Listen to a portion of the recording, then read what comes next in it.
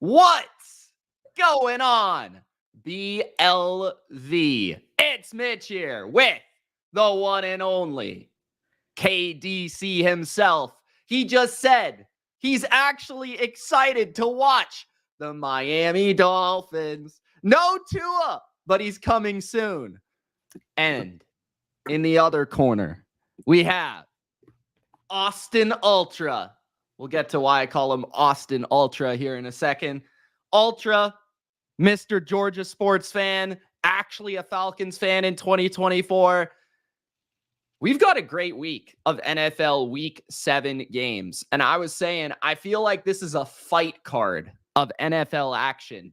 We have the London game, two terrible football teams building all the way. You know, we get Seahawks, Falcons, like a good NFC matchup, pretty mid, maybe a little bit above average. We get the Texans and the Packers, two young, up-and-coming dark horse contenders. And we've got the Niners and the Chiefs and the Vikings and the Lions in the NFC North. Like, every tier is handled in the NFL this week. We're going to get some great matchups, so I'm excited. Monday Night Football is going to be a lot of fun. We get two games on Monday night. We get a sneaky Cardinals-Chargers game, which once again meets the fight card requirements. And we have the Bucs and the Ravens, two MVP candidates going head-to-head in Tampa Bay. What's going on, Deshaun, Big Al? This chat right now is open to everybody. This is BLV versus Consensus. If you're new to this show, this is the show that we do each and every week on Friday, where we discuss the NFL week that is upcoming. So we preview the week. I give out my bets. I give out our picks. We talk about what we think is going to happen in the games. We give out kind of our hot takes about the NFL. And we sit here and we just be honest about what we think about these teams, these players, the MVP candidates, all that sort of stuff, quarterback play, the refs, everything in between. And that can be found on Patreon and YouTube membership. So if you're not already signed up, it's only $3 to access this show each and every week, where I will give out, picks and things like that. And Ultra will give his opinion. Durcant will give his opinion. And in many ways, we keep each other in check. And we make sure we follow each other's takes, because we are in the same little chat on Discord where we're always talking about the NFL. So this is basically that Discord chat in an NFL podcast format. So let's say hello to the boys first. Let's say hello to Ultra, who is in Texas right now. Ultra, what's going on, brother? Doing well. Flew in, arrived a couple hours ago. I'm here for the Georgia-Texas game, obviously tomorrow night. Very both excited and nervous about that game. But yeah, so far, Austin's a really cool city. I don't know if you guys have ever been here, but I have once. It's been a lot of fun so far. And yeah, I'm excited about the NFL week as well. I am flying during the noon slate, which I'm kind of disappointed about. So by the time I get back home, I think we'll be at the 3 p.m. portion, depending on traffic. But yeah, I'm excited nonetheless, though, because I think we've got 3 or 4 of the best, most intriguing games of the season. Mm-hmm. And yeah, I'm ready to get into it. I'm happy we're doing this live. Yep, we're live. KDC, you ready to go, bro? What do you think? Fins up. Absolutely. I'm not the traveling, something about Ultra and his aura or something. I don't know. He's always got something. And he's actually missing the Falcons game. That's disappointing, but I guess you get to talk about it here. So yeah, man, I think this is the best week of football that we've had so far. I think the last few weeks have been more entertaining. I think the league in general has been getting better every week. I'm starting to get more of a handle on these teams, because it seemed like at the beginning of the year, I could not get a pick right. So I don't know. I had a good week last week and the week before that. I'm hoping to continue that trend. And this is one of those days where Sunday, man, it's just nonstop elite football action. Even going into Monday, I'm going to be watching football all day Sunday. I gotta say, What's up, Big Al? I have one complaint. They What? should have flexed Lions at Vikings to Sunday Night Football because everyone wants to watch that game more than they want to watch Aaron Rodgers at Russell Wilson in 2024. But I digress.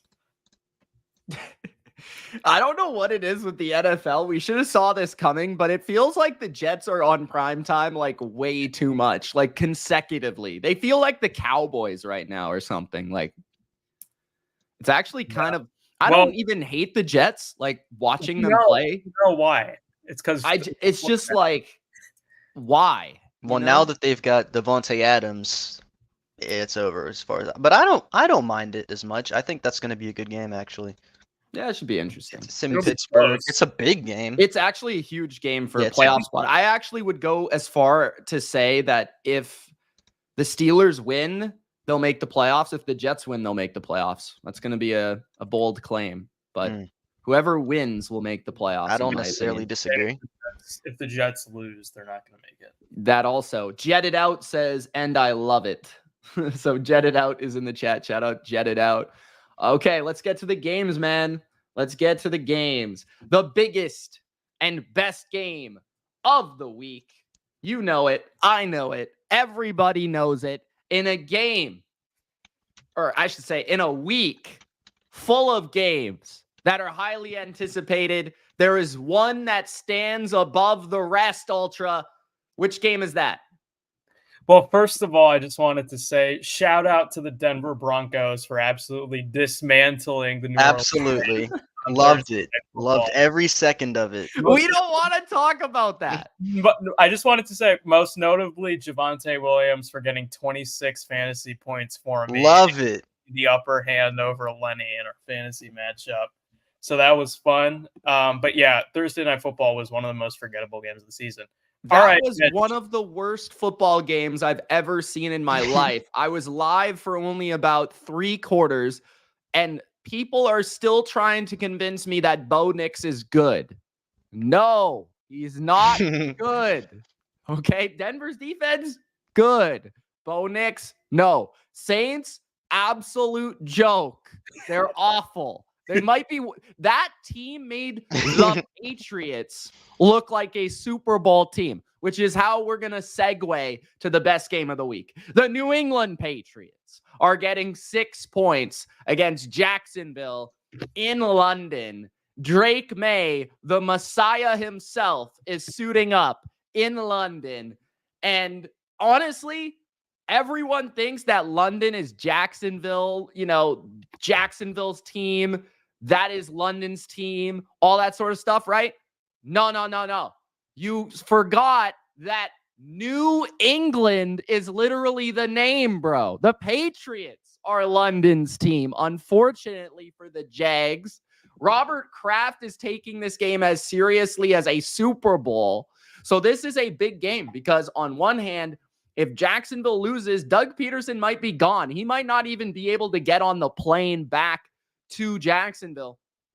And for the Patriots, this might be the only game they have left where they might actually be able to win the game. So I look at this one and just breaking it down, I did say the Patriots +6 are a best bet this week on the best bets.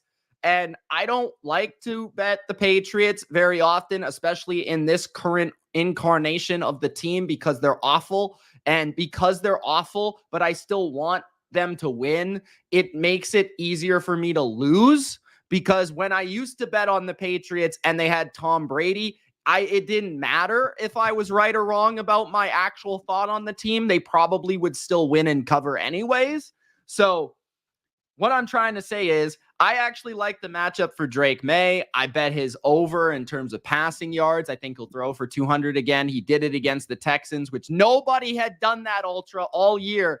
Drake May was the first quarterback to do that. Throw for over 200 yards against the Houston Texans. Not even the great Sam Darnold. Not even the great Sam Darnold. Drake May is going to do that.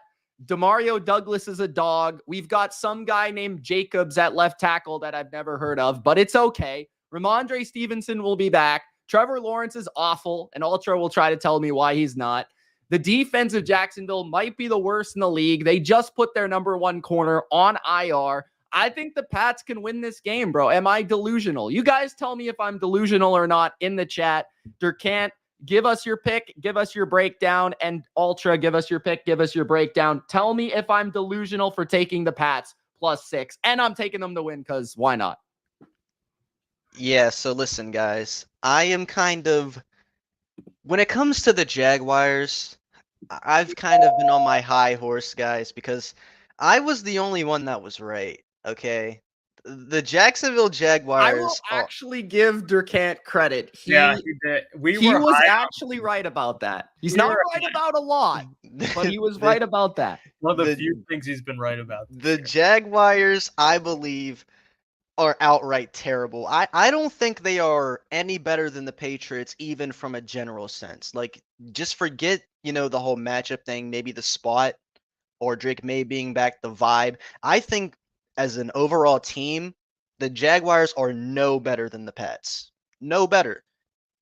And that's why I'm going to be picking the Pats in this game, because I feel like both teams are on a pretty similar level. I actually think the Pats might have the better quarterback. That might be crazy to say, considering he's only played a game. But Trevor Lawrence is that bad, guys. He's that bad. I don't like that the Jags play more man than everybody else, but they can't cover. I don't like that Travis Etienne is always hurt and he sucks, and they can't block. Their weapons outside of Brian Thomas, nothing. And they're about to fire their coach. Doug Peterson he has a hotter seat than anyone else in the league right now. I think the Jags are a team where they entered the season expecting to be competitive, and their season is already over, and it's time for them to restart, basically. Put an end to this brief era that was successful in 2022. They are trending way down. The Patriots are, I think, trying to get a little bit of a spark going now that they have Drake May in there, now that they're a bit more explosive and actually watchable. So that counts for something. I know it's in London, but there's also a thing about being away from home for 2 weeks that might actually rub the Jags the wrong way. And I'm not convinced this team has the motivation to deal with that kind of circumstance and actually come out and win this game. So I'll take the Patriots to win. You said the Jags are favored by 6. I'll probably bet that. I'll be honest. I like that bet a lot.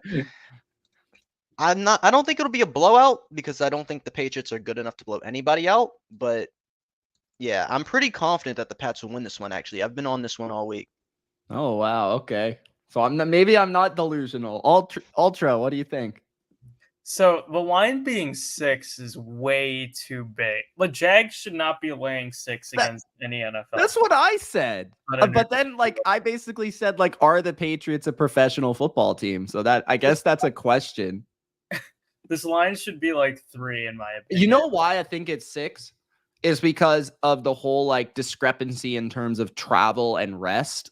Not rest really, but being in London for a week compared to the other team not being in London. And that's honestly the only reason I'm picking the Jags, is because I feel like the fact that they're at such an advantage from that perspective, from a rest perspective and from a traveling perspective, will play a factor. And I'm not sure how an inexperienced coaching staff will handle such a big mismatch in that sense.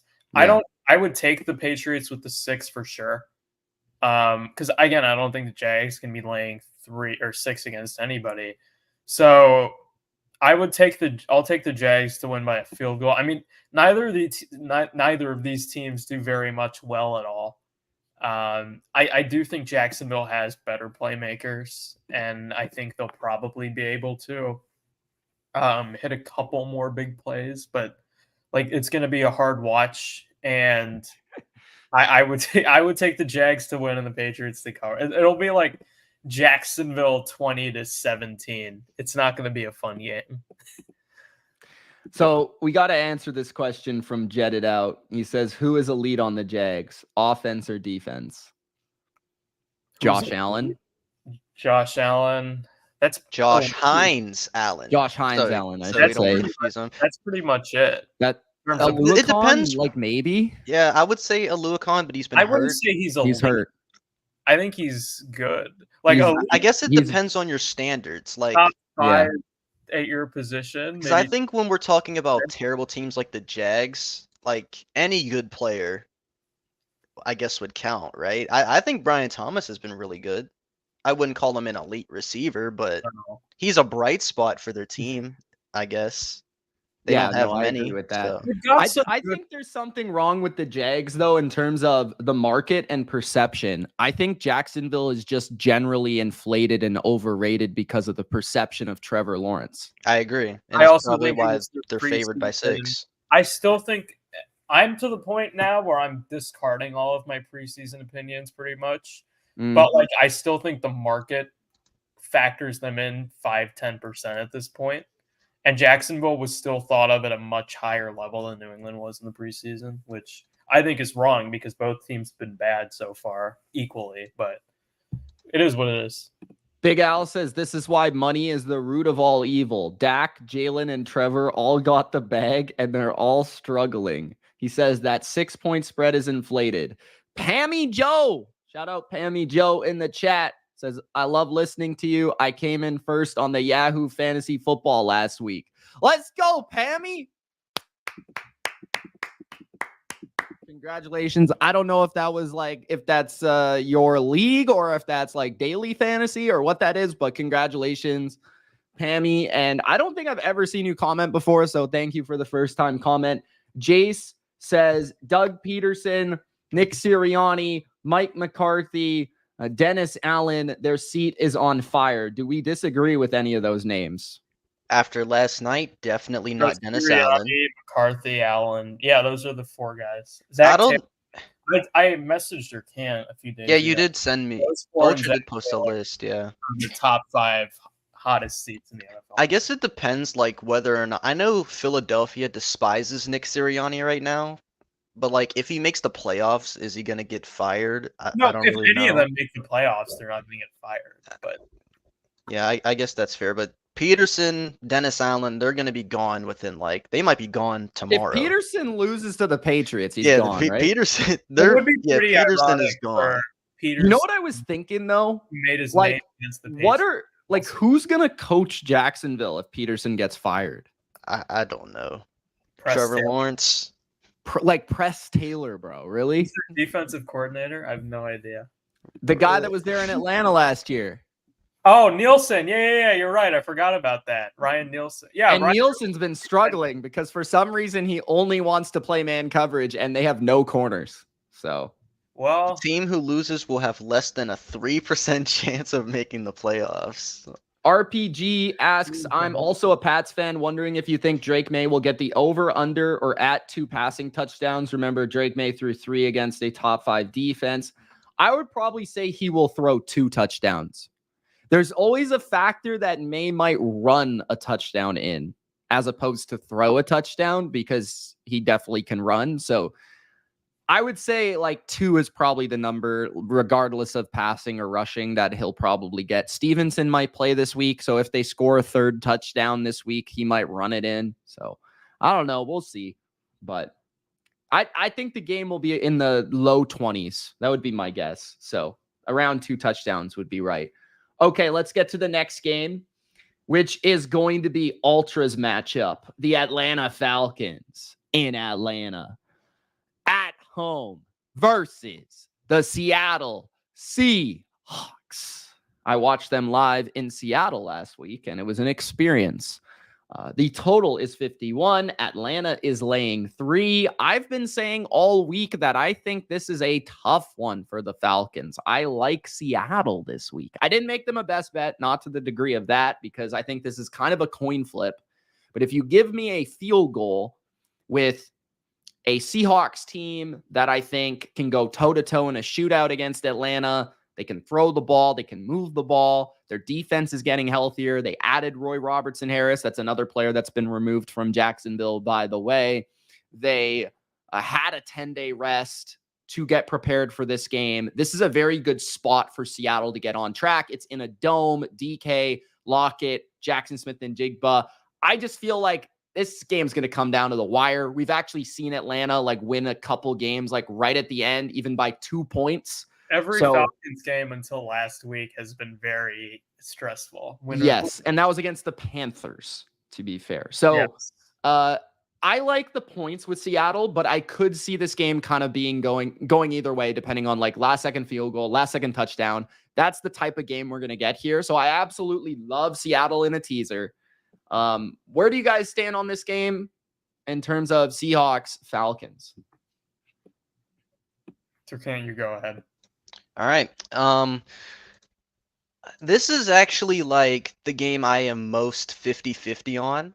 I'm actually probably going to try to watch this game a little bit more than I would your average 1 o'clock slate during the Dolphins game, because I honestly don't know what's going to happen.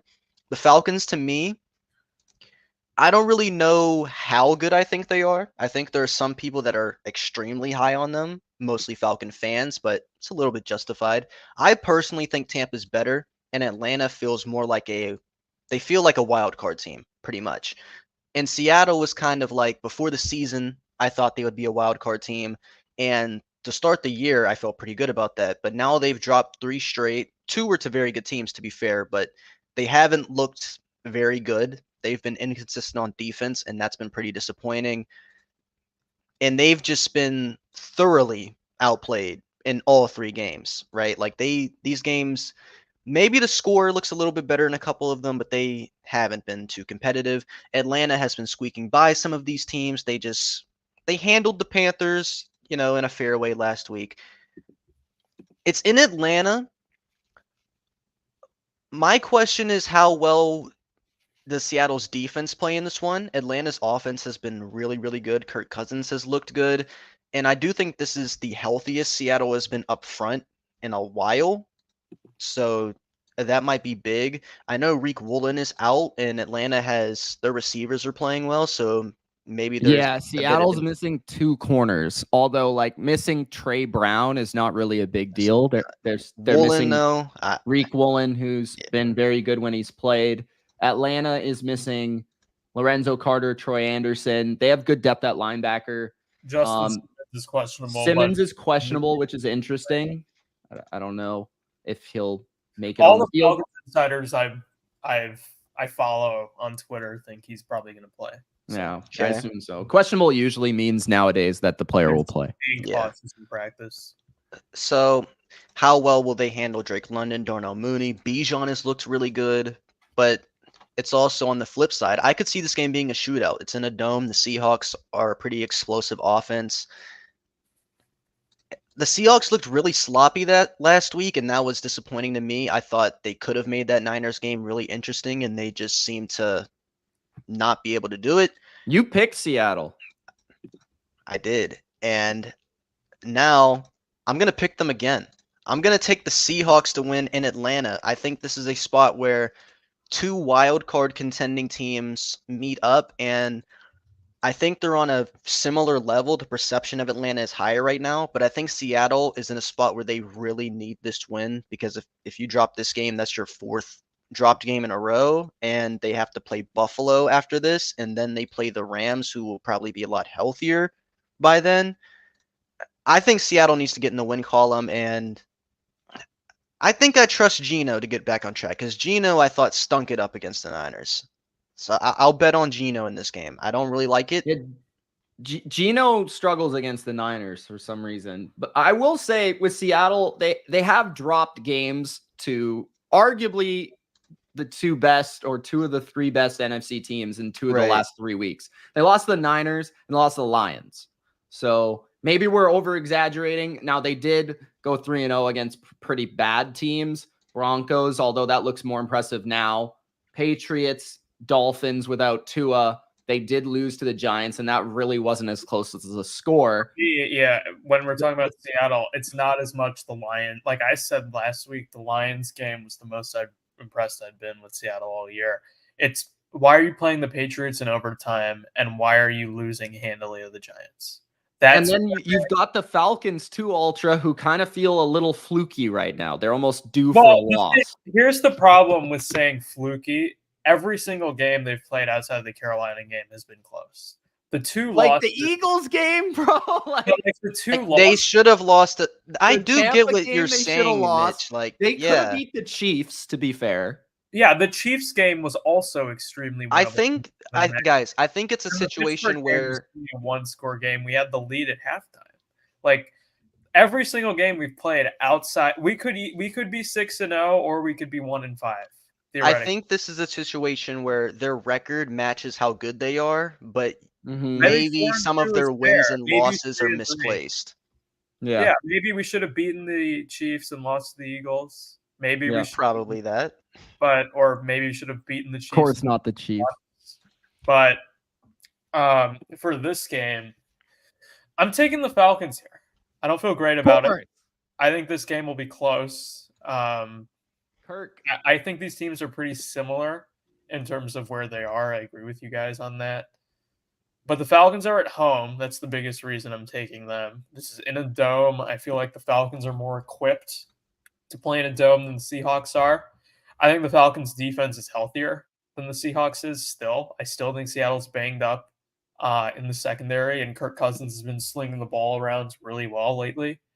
And I also think like Zach Robinson, Rams passing game coordinator last year, the Rams had one of the best offensive performances against Mike McDonald's Ravens defense last year. They scored, I think, 31 points, took that game to overtime. I think the Falcons offense is uniquely they're one of the few offenses, I think, from a scheme perspective that can be effective against Seattle's scheme. And I really like the way Kirk Cousins has been playing the last couple of weeks. And I trust this offensive line to protect them against Seattle's front, which even if they're healthy, I don't think they're great. And I don't think they're capable of overpowering the Falcons in the run game or like causing consistent pressure. I think the Falcons offensive line can bully them. And then on the other side, the Falcons don't have a great pass rush, but Seattle doesn't have a great offensive line. And Geno Smith is liable to cause pressures for himself as well. Just going back to watching that Niners game a little bit, like some of those pressures were on him. He seemed very indecisive during a lot of that game. And so I look at that. I am worried about DK Metcalf because I don't think the Falcons secondary's equipped at corner to really take him effectively away. But I think Cousins is going to be the more consistent quarterback. I think the Falcons offense will more consistently move the ball. And I think the Falcons are I just think the Falcons are a little better, and I think the Falcons are at home, and I think the Falcons are going to win this game by 3 to 7 points. I would stay away from the line. I think 3 is probably a pretty fair spread for this right now. I will say, I think the Falcons' run game has been better and more consistent. Seattle's is capable of having a big game, but you never really know when it's going to happen. I would also say that Seattle's pass rush, especially when healthy, is probably stronger than the Falcons. So I think those two areas might dictate the game, especially Seattle playing, Cousins now as a pocket quarterback. It felt like watching the Niners, they got to Purdy a few times where they forced pressure, but Purdy just kind of eluded it. So I'm intrigued to see if they can get Cousins. I think the Falcons have a better offensive line than the Niners. And for 2, I think Cousins gets the ball out quicker than Purdy does. But the Niners O-line's pretty good. We'll talk about it. It is good. Yeah. All right. Yeah, that should be a good game. 51 is the total. Let's check the chat real quick. RPG says, I think Judon is going to be a nightmare for the Hawks. He's got to step up. Yeah, I'm disappointed, Mitch. He hasn't lived up to expectations. The old man, Judon. Has been everything that I hoped for and then some. But Judon, I don't know, man. Been a little quiet. Dom, who I think's Wave God, says 31-28 Dirty Birds. What's up, Dom? Coach says Hawks 28-24. I do like the over in this game. Kill Switch, King of Pop in the chat. What's up, man? Ravens Nation, baby. We'll talk about the Ravens later on Monday Night Football. Okay, let's get to the next matchup, which should be relatively quick. Josh Allen is favored by 9.5 over Will Levis at home. He has a new friend named Amari. First of all, actually, instead of really talking about this game, I assume we're all picking the Bills. The Bills are actually healthy this I week. never bet, guys, chat, listen. Don't make the same mistake I did. Never bet on Will Levis. I do not care who he is playing, how good you feel about this defense. He may not Just even don't do it. Please don't do it. I gotta say real quick, I've Yeah. been on Twitter. Titans fans do not feel the same way Kevin Durcant does about L'Jarius Sneed. I don't know what. Oh, he hasn't been as good this No, year. everyone keeps telling me L'Jarius Sneed is playing awful. Yeah, I don't think he's I don't playing really see it awful. though. I don't Yeah. really know. I don't know. I think the Titans defense has been really good. I do too. I think I think they're their like defense has been top good. 10 I'm defense. talking about like him specifically. I don't know. I'm just bringing it up because I don't know how much Amari Cooper is going to play, but I would assume Probably not that. He'll probably play a limited Amari role. Cooper is one of those guys though. He's like a football savant. I wouldn't be Okay, surprised. if you I take, wouldn't be surprised if he played like half Yeah. the plays. if you take PFF at face value, he's been terrible this year. 36 grade. Yeah, that's because I think 1, he's not motivated. 2, most of his targets aren't even catchable. And 3, he's had drops. No, I'm talking about L'Jarius Sneed. Not Oh, Amari. okay. But that's Amari Yeah. Cooper. I think people love this move. I love it. I love it. Oh, the Cooper move? Yeah. Yeah. Yeah, it was the right move. He was probably Even the most Durcant was like ideal- visually upset in the chat. It was probably the most ideal receiver that they could pick up. I think he fits what they needed at the time. They need someone who can win on the outside. Yeah, so the spread's 9.5. The total's 41. I would say I am not really looking to bet this game other than I like the Bills just to win. I feel very good about that. So if you want to play them in like a half final type of deal instead of money line, because the money line really doesn't give you anything, then that's fine. If you want to tease them down, I would recommend getting below the 3. It's kind of difficult right now. They've made it so that you can't really get below the 3 with a 6-point teaser sitting at 9.5. This reason the number's at 9.5.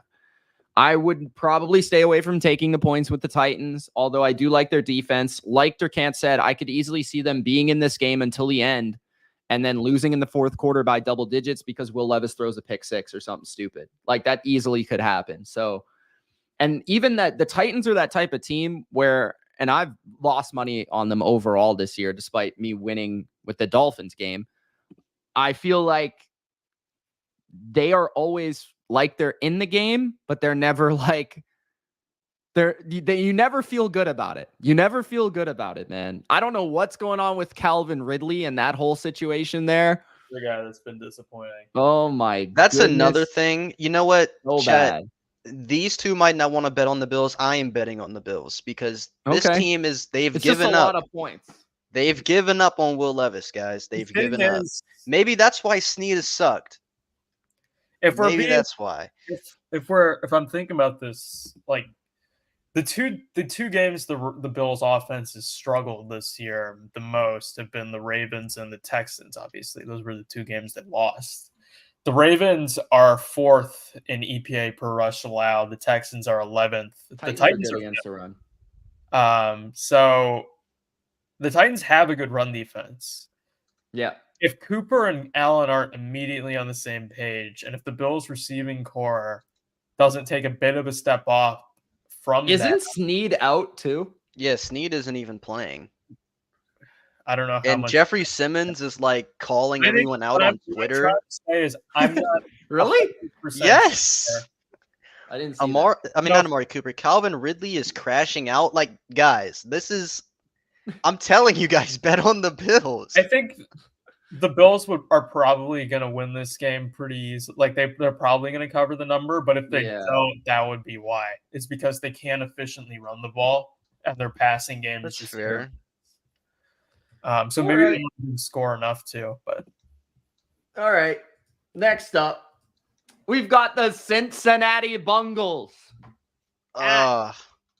Remember when I said the Bengals, like, I don't know if it was 2 years ago or last year, and this like fan got so mad at me because I called them does anyone remember that? I When don't. Ultra, you don't remember that?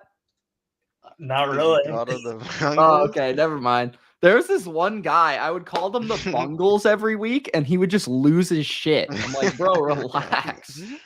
Anyways, Cincinnati Bungles. Mitch loves the Bengals. I don't know why he's mad. Yeah, I love the Bengals. They're like my favorite team to lose money on. At the Cleveland Browns, although they won me money last week.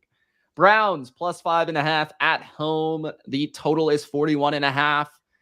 I like the under here overall. I think this will be a defensive game, seeing what we saw from the Bengals last week in terms of their offense. I thought was extremely underwhelming against the Giants. Although the Giants have a sneaky good pass rush, it's actually one of the most productive in the NFL. The Browns pretty much have a similar type of pass rush, and they have a corner or two that can cover, although Martin Emerson kind of sometimes covers and sometimes doesn't. But the problem is that the spread is tricky because although I would typically like Cleveland against the Bengals, they are playing and starting at quarterback, quite frankly, the biggest piece of monkey crap I have ever seen.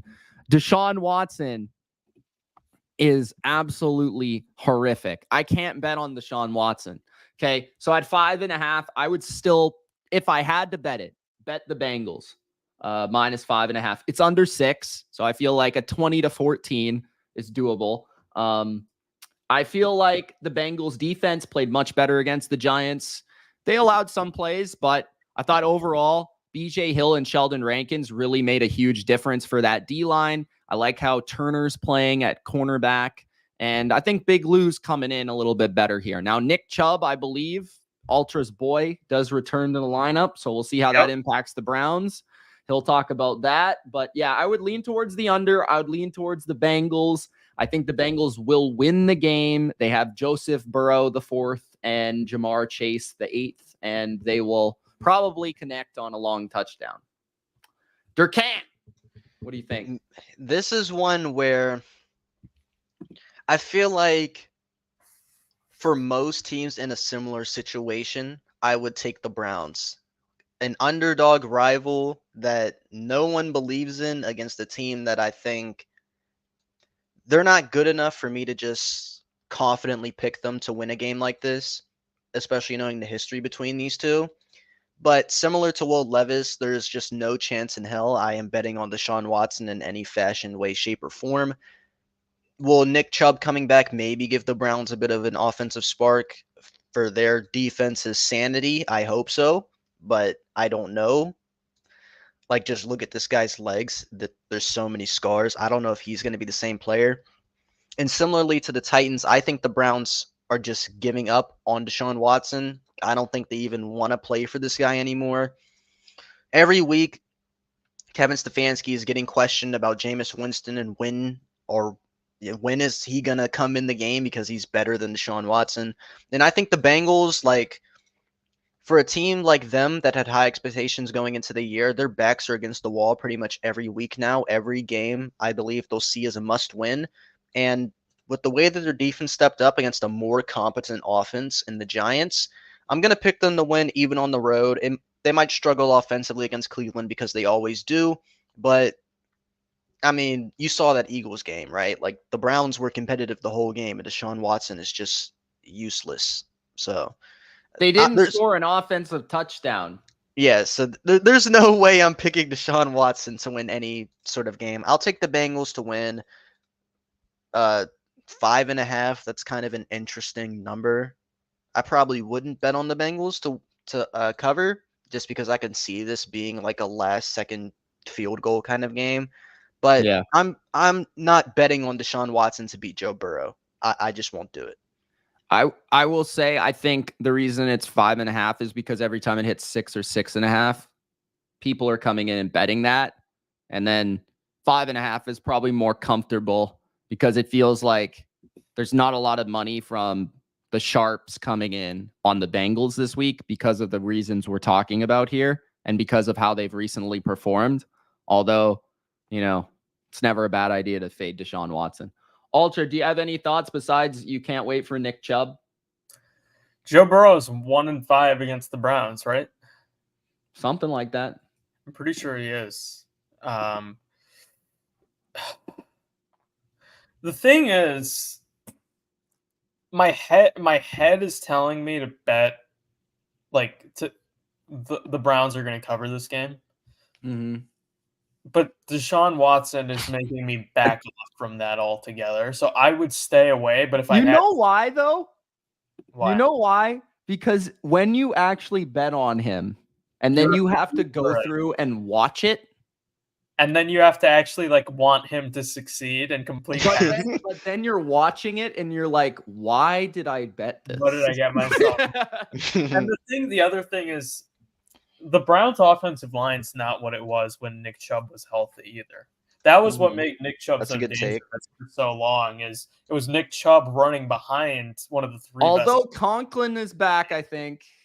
He is back, but I don't know, man. They have not been playing well as a unit altogether. So I think the Browns defense can do some similar things that the Giants did in terms of creating pressure and kind of breaking down the Bengals a little bit. But I don't think they'll be able to get consistent stops because I still think the Bengals have one of the best offenses in the league, obviously. And I just don't think the Browns are going to be able to score consistently at all. So I don't expect them to win this game. I would take, if I had to pick a side, I'd take them with the 5.5 because they are at home. It is a division game and they have had success in this matchup in the past, but I would stay away. All right. Next up, we've got the Houston Texans at the Green Bay Packers. And I want to say something real quick.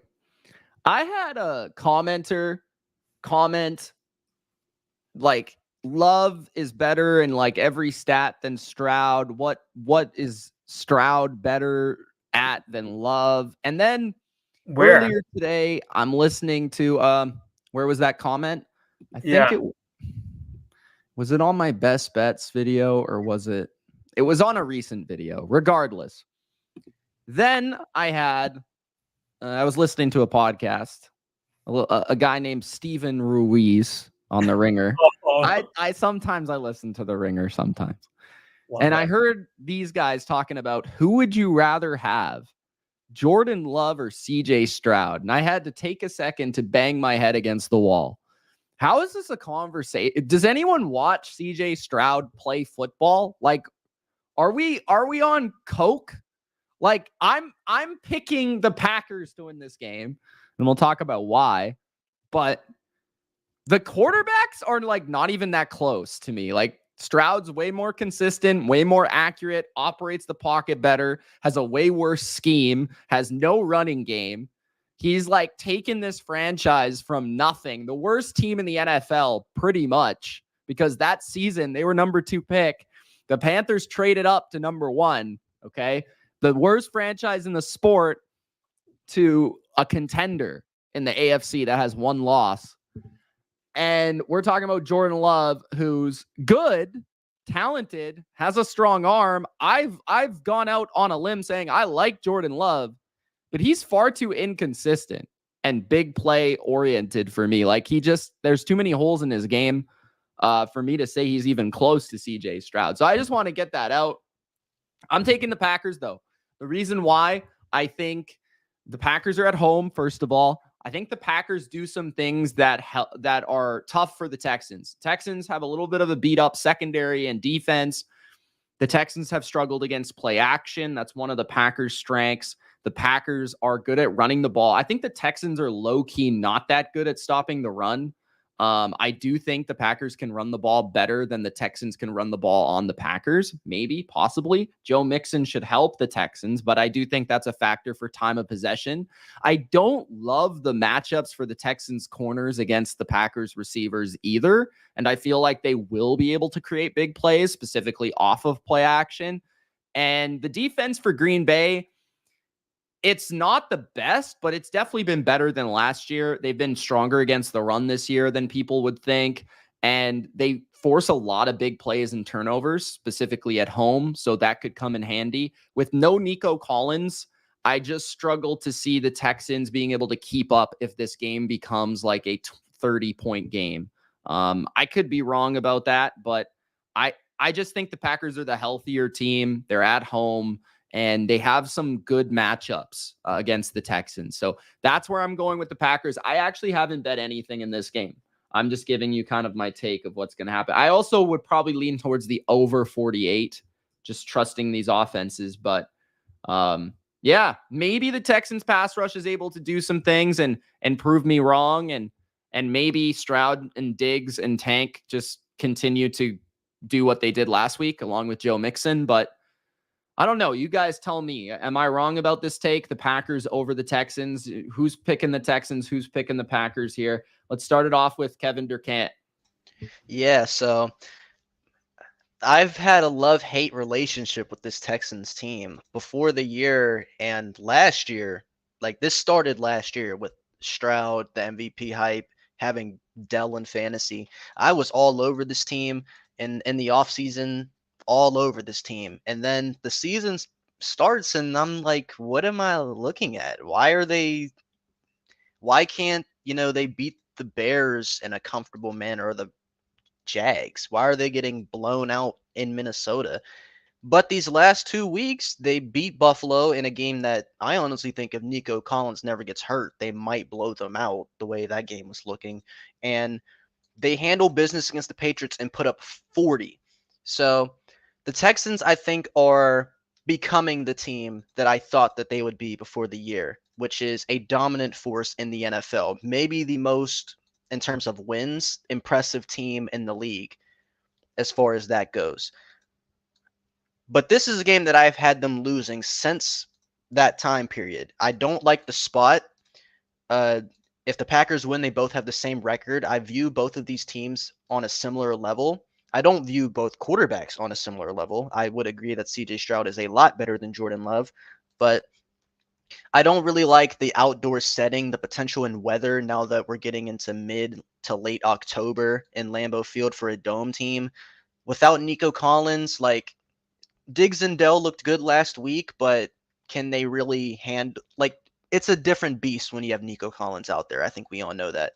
Houston, they struggle to run the ball, and their defense this week is extremely banged up. Like, they have no defensive tackles. They have no linebackers. Their whole secondary pretty much is hurt, or most of it. And the Packers are kind of similar to the Texans in that they have a lot of weaponry. And while Jordan Love isn't as consistent as Stroud, he's not as good as Stroud. I would say he's the more explosive player. He's less conservative, and I think aggressive downfield passes is probably the best way to exploit this Texans team. So I like the Packers a lot in this one, actually. I'm not really sure how you guys feel. I mean, Ultra, at least. Yeah, I just looking at the Texans injury report. So both their linebackers are out. Aziz Al-Shaair and Henry To'o, although he's kind of sucked this year. To'o, yeah. Lassiter is out. Lassiter's out. Jimmy Ward CB2. is He didn't out. play last week either. Jimmy Ward out. Hasn't played the last few games. Robert Woods out. Questionable Fatu Kazi. I think he'll probably play. Danico Autry. Danico Autry is back. The big loss. But looking at the linebackers, that's a pretty key against the Packers. So maybe that allows you to maybe aim at a bet here for the Packers. But it is 3 points. That's a little tricky. That can just be it. Like, yeah, the Packers could just win. I could see it landing on 3, but I could see them maybe winning by more potentially. I don't know. Maybe just a Packers type of like win margin bet. Actually, like the Packers by 1 to 13 points is plus 125. That's not a bad bet. So maybe something to look at. Ultra, go ahead. So I am with you guys. I like the Packers in this game. I like the Packers to win. I like the Packers to cover the 2.5. I think this line should be a little bigger than this. I've been really impressed with what I've seen from the Packers pretty much all year. They won those games without Jordan Love. Their only losses have been in Brazil in a really weird game against the Eagles where everyone was slipping in a very close game. And then a game in which they were getting humiliated for a half by the Minnesota Vikings, but they fought back, came back, had multiple opportunities to actually take the lead in that game, but weren't able to come all the way back, but only lost in the end by 2 points. And they've really handled their business in every other game. Like last week, they dominated the Cardinals the week before. I never really felt like they were in danger of losing to the Rams. I know that game was close, but it felt like they were clearly the better team in my opinion. And so I feel like the Texans have been living on a lot more luck this season than the Packers have. I feel like they've been playing close a lot more than the Packers have. And I feel like of the two teams, they're the only team that has been decisively dominated in a game. I do agree that the Texans are getting better, and I do think that discovering an offensive identity without Nico Collins will help. It's kind of come through the run game over the last couple of weeks. I don't think that'll be there in this game. The Packers are 6th against the run in EPA per rush defensively. They have one of the best run defenses in the NFL so far, which has been a significant uptick from where they've been in recent years. And then I still don't trust the Texans offensive line really either, even with the Packer defensive line that's a little banged up. I still think they can get pressure on Stroud. I do think the Packers are more explosive than the Texans without Nico Collins. And I think the Packers will be able to run the ball better than the Texans can. And they're at home. This game, it's scheduled to be raining, at least on ESPN, and I think that benefits the Packers too. So really everything here points to me that the Packers are going to win this game by about a touchdown. Would I be stunned if the Texans win? No, but I would be a little surprised. Like, I feel pretty good about the Packers winning this one. I don't like how we're all in agreement. I don't like how we're all doubting CJ. Yeah, I don't like it. I mean, CJ is better than Jordan Love, but I think right now the Packers are a better team, and I think this is a bad matchup. No, I agree with you. It's CJ Stroud. Like, you never know with this guy. He's insane. All right, let's get to the next game. This is Durcant's game. Uh-oh. The Lions. Uh-oh. At the Vikings, not the Dolphins. I'm just kidding. Oh. We're going with the Dolphins. The Dolphins. Miami Dolphins. Miami Dolphins. Will the Miami Dolphins survive? At the Indianapolis Colts. The Colts, with the least accurate quarterback in NFL history, are favored by 3 points over Kevin Durcant's team. The total is 43.5. You guys know I like the Dolphins. You guys know already, if you watch my best bets, if you watched my weekly picks, I picked the Miami Dolphins. And I have a variety of reasons. Okay. Dolphins are coming off a bye. They are very healthy as a team. Besides their pass rush, their entire offensive line, Teron Armstead, currently PFF's #1 tackle in the NFL, healthy. That makes a major difference. Their running backs are healthy. Their receivers are healthy. Waddle and Tyreek, I think, against Gus Bradley is a bad matchup when you're talking about single high safety looks. Tyler Huntley's had another week to work with Mike McDaniel. And the Dolphins defense has low-key been pretty darn solid in a variety of metrics, specifically against the pass. So JT is also out. I didn't know that when I actually made it a bet and bet the game. So that's another reason, because that just kind of takes the Colts' biggest chance of winning this game away from them, which is running the ball. Trey Sermon is awful, and Goodson is, I guess, decent, but I just don't see how the Colts run the ball without Jonathan Taylor consistently, even if the Dolphins are kind of average against the run. And Richardson is just way too inconsistent, and you never know when he's going to get hurt. I don't know, man. I think the Dolphins are the better team. And despite not having Tua, that's really the only guy they're missing right now. Him and like Chubb and Phillips. That's about it. So you guys tell me if I'm right or wrong. Colts, Dolphins. There's got to be a reason the Colts are favored by 3 here at home. Maybe I've just undervalued the Colts. I don't exactly know. But this is not the Colts with Joe Flacco, who's an elite quarterback. Durcant. Guys. I made not a prediction, a declaration last week, okay? The Miami Dolphins are back. Let me read this out to you guys, okay? So I'm on playoff predictors right now. I pick the games as we go along on the show. The Miami Dolphins are sitting as the 10 seed right now since the Bengals won at 2-3. With a win, they move in to number 8 in the AFC, which is right behind the Broncos by half of a game. They would be second in the AFC East with a game in Buffalo in 2 weeks where they could potentially take the lead in the division. The Miami Dolphins are back. Bro, 1 second. 1 second. Guys. How many times do the Buffalo Bills need to put you through 4 flaming tables for you to learn that you're not going to win that game? Guys, I don't care. This is the Dolphins. The Dolphins got a win against the Patriots. It was ugly, but we did it. And off of a bye, if Mike McDaniel is as good of a coach as Forget Me Ultra says he is, he will win this game. The Colts defense is downright horrific. I don't care who the quarterback is. They suck. No Jonathan Taylor. They have a fullback running the football. They're not going to be able to run the ball consistently.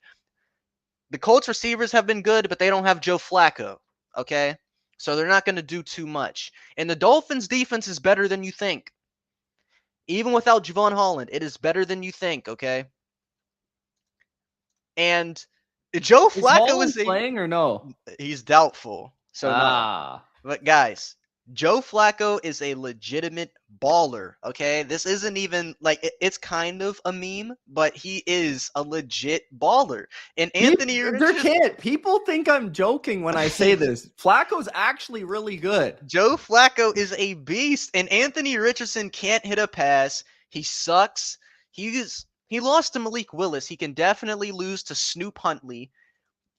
Cover 3 single high safety with, garbage corners against Tyreek Hill and Jalen Waddle. Good luck. I don't care who's throwing them the ball.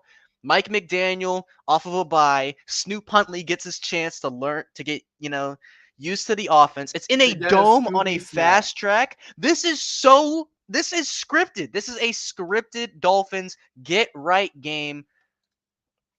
Block it, throw the key away. The Dolphins are going to win. They might win big in Indy this week. Party Parth, I hate you. I can't wait. Fins up, bro. The Dolphins are going to the playoffs, yo. I'm calling it right now. The Dolphins will be in the playoffs. So, if I'm just reading out the Miami Dolphins season, fully healthy, they needed to come back at home to beat the woeful Jacksonville Jaguars, who we all made fun of, fully healthy in week 1. They got embarrassed by the Bills. They got embarrassed by the Seahawks. They got embarrassed by the Titans. And they won a weird game against the Patriots where he was out of bounds, but was he out of bounds? Did he get both feet in? He wasn't. It was a touchdown. Sometimes you got to get lucky. Mitch, who is the better team in that game? I would say Miami, honestly, but okay, New England should have won the game. Yeah, I would say Miami. I think Miami deserved that win, but I do too. But they should have lost. In context of what happened, the Patriots deserve that call. I'm picking the Colts.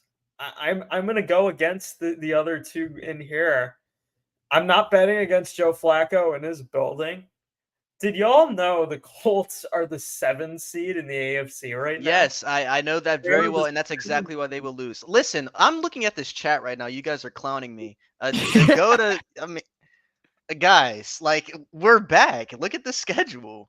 Sarah says the Dolphins haven't even played December yet. This is the year where it's in reverse. Anywhere with a laughing emoji. This year, it's a tough start, Sarah. a strong finish. Sarah, let's okay? No, but I think the Colts are, 1, I think they're the better team right now. 2, I think they're at home. 3, I think they have the better quarterback. I don't think that the Dolphins have a massive coaching edge. I think Shane Steichen's a good coach. And I think the Colts find ways to win these games, against these kind of teams. They kind of did it to Pittsburgh. They kind of did it to Buffalo or to Chicago. And I think they can do it to Miami. So I think the Colts are going to win a close game. I don't know. I just feel like the Colts win. This guy's no fun. Yo, we're both going with Miami. Ultra's going with the Colts. Yeah, fins up all the way. I'm wrong. And Lorenzo says, y'all think Bills and Commanders will cover. So I think majority of us, Ultra said, Durcant said Bills to the bank. Ultra said lean Bills. I said lean Bills. Yeah.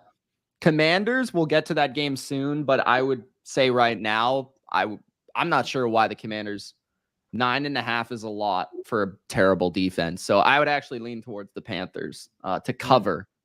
You would lean towards the Panthers in a football game right now in terms of covering a spread against. Yes, I would. We'll get to that one. Unfortunately, I would. The Commanders, I do think will win, but we'll talk about that one in a bit.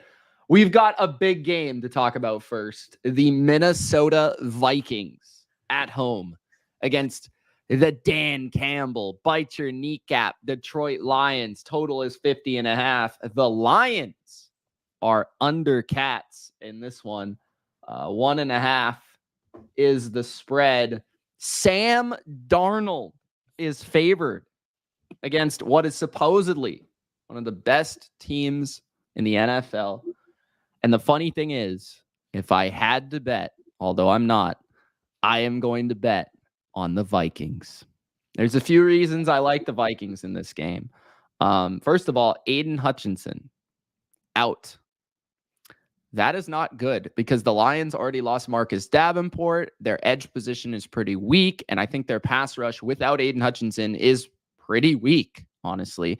I think that may make them resort to blitzing, which I don't think is a good strategy against the Vikings because there's a guy named Justin Jefferson. And even if they don't blitz, I think Justin Jefferson and Jordan Addison and Kevin O'Connell coming off a bye will be able to dice up one of the easier diced up secondaries in football with Terry and Arnold holding on every second play. The run game for the Vikings, I don't think will be that reliable, but they'll try to run it enough to keep them off balance. This game will fall on Sam Darnold's shoulders, but because Aiden Hutchinson is not there, I think he'll have a lot of time. And I actually could see Sam Darnold having a good game. But then there's also the Vikings defense. That is a good defense. I do think the Lions will make their plays. I do think the Lions will be able to run the ball decent. But the Vikings are good against the run. And I do think that Brian Flores can cause Goff to make some mistakes. We've seen Flores against Goff before, and last year it wasn't great, but that was at the end of the year with injuries and terrible quarterback play and all that for the Vikings. I think that the Lions should be able to run the ball a little bit, Amon-Ra underneath a little bit like Garrett Wilson did for the Jets, and maybe they move the ball a little bit, but I could also see like turnovers. I could see sacks. I could see, bad interceptions from Goff. I could see kind of panic plays. You know that when Goff is moved off his spot, he's not as effective. I could see a Stephon Gilmore interception, that for sure. And the Vikings have just been really, really good at home this year as well. That's another factor. I just think they're a different team at home too. So I lean towards the Vikings because I actually really like their passing game against the Lions' pass defense. That's the primary reason, on top of just counting on Brian Flores off of a bye week.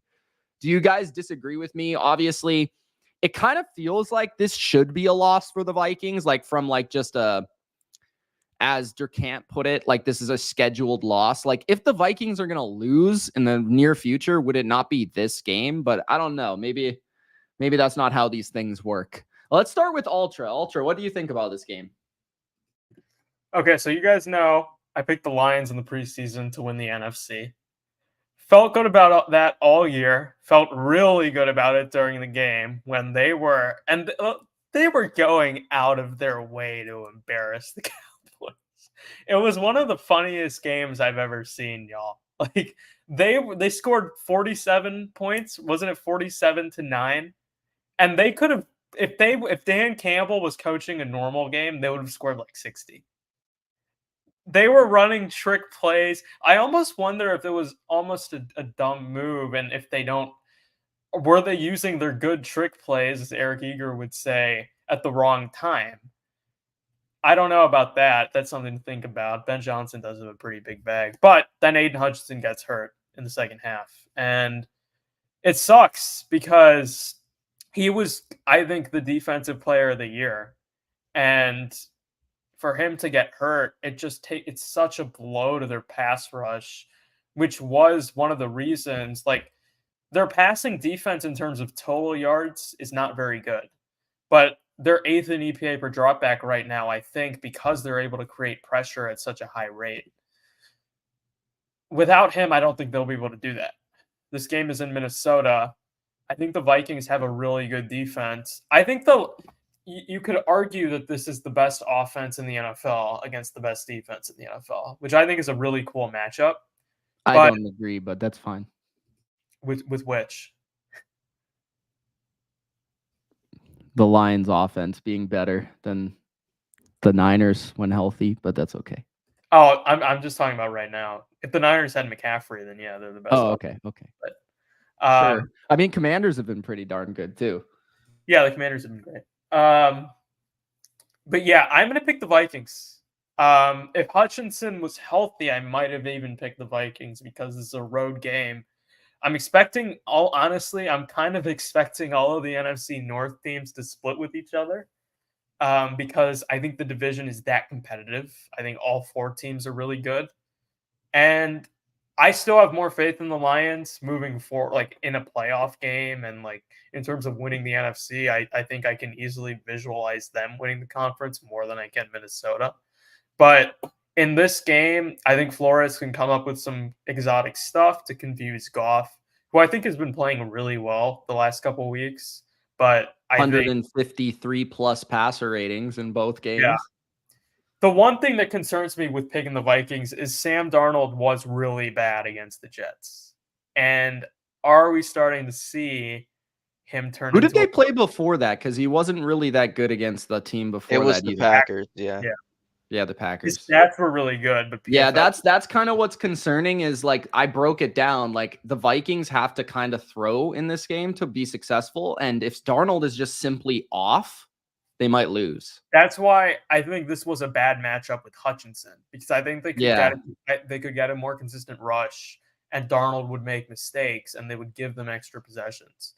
Without him, I think Darnold will have time. I think O'Connell will come up with a good game plan. He'll probably use some of the stuff that McVay has used in the last couple of games against the Lions. And kind of, I think they can execute some of the same stuff the Rams had success with. See, so I think like sorry, Dennis, I'm looking at Dennis says the Jets are a good defense. I think they're good, but I don't think they're great. I mean, the Jets defense this year has been kind of like susceptible. Maybe Josh Allen just made them look a little bit worse. I think they're better than the Lions, though. Yes, but especially from the pass defense, yeah. Their run defense is susceptible. No, the Lions' defense is definitely better. But yeah, I would take the Vikings to win. Long story short, I would stay away from the 1.5. But if I had to choose one for the sake of it, I kind of like the Lions in a teaser. I do think this will be a 1-score game.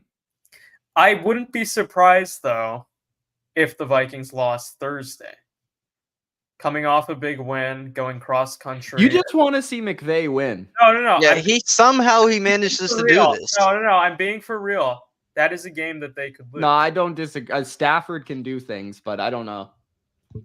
I just want to point out some great comments in the chat. This one in particular. By Sarah. The Patriots have a better chance at the playoffs with Drake May than the Dolphins. At least they got a quarterback. Okay, now you're just rubbing it in. Dennis is talking about the Panthers.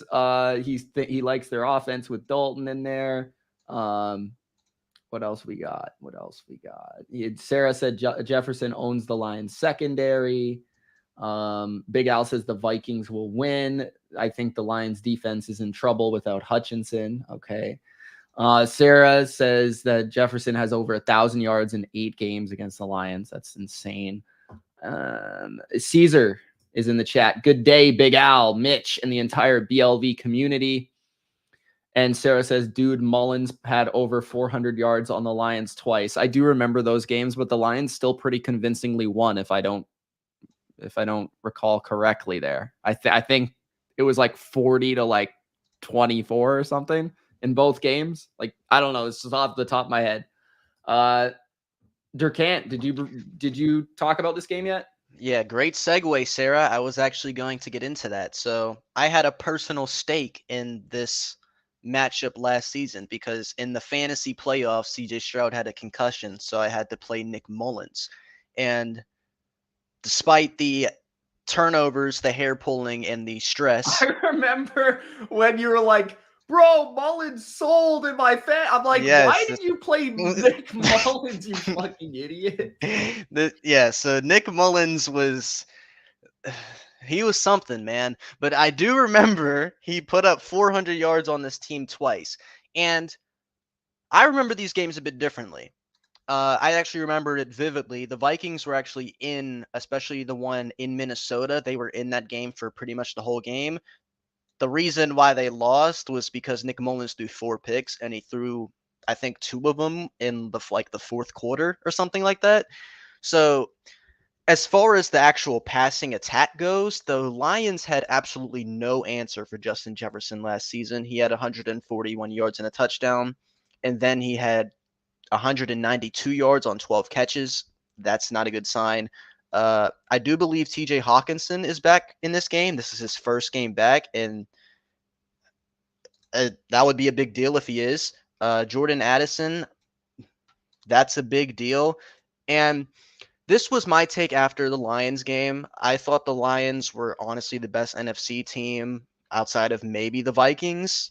And then losing Aiden Hutchinson, this isn't like just losing an ordinary pass rusher or even just a good pass rusher. This is like Pittsburgh losing TJ Watt, Cleveland losing Myles Garrett, list goes on and on. Like this is I was going to say to Ultra after he said he could envision the Lions. After this injury, I can't see it at all. Yeah, I was actually going to say, I said this after the game on a little Discord poll thing. It's like a little review show I do after the week. I said I think the Lions are the 3rd best team in their division now after losing Aiden Hutchinson. He has been probably the best player on their whole team all year. He's been maybe the best defensive player in the league.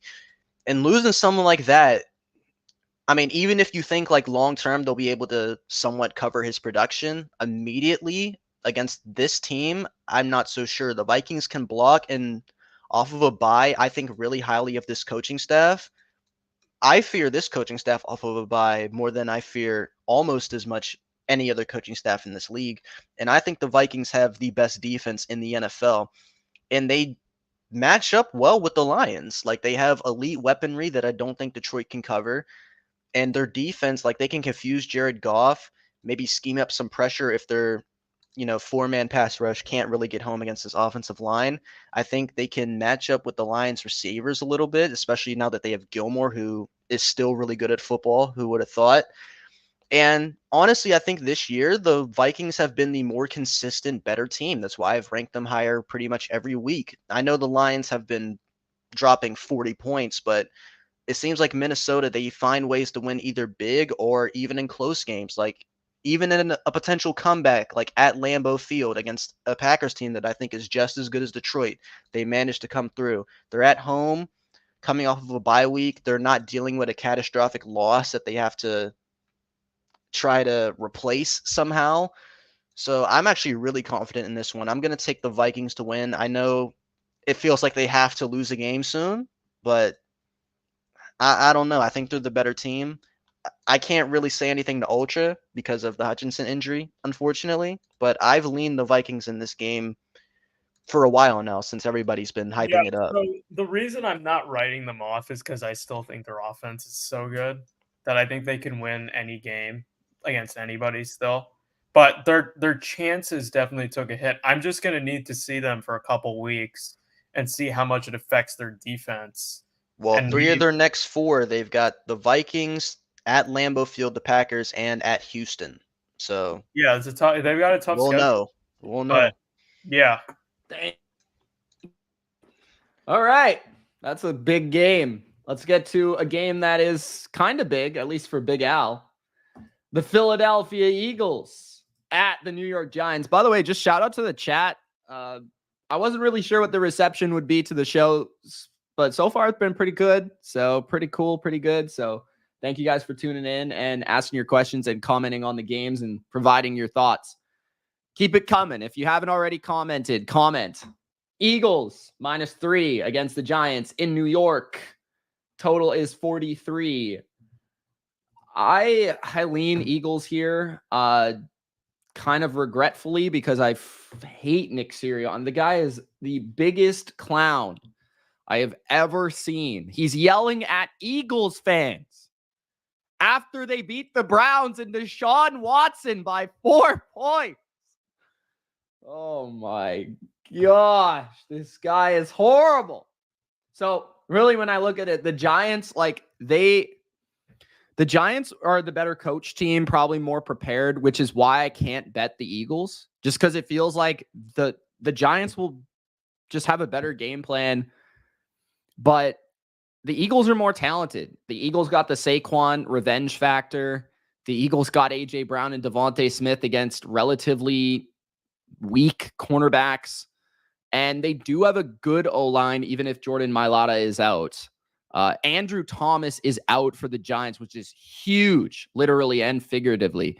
So it's hard for me to back the Giants in an upset because they lost their best offensive lineman and probably like a top 3 or 4 left tackle in the NFL. So that's really big. I would go Eagles -3 as the bet in this game. The total is a bit dicey.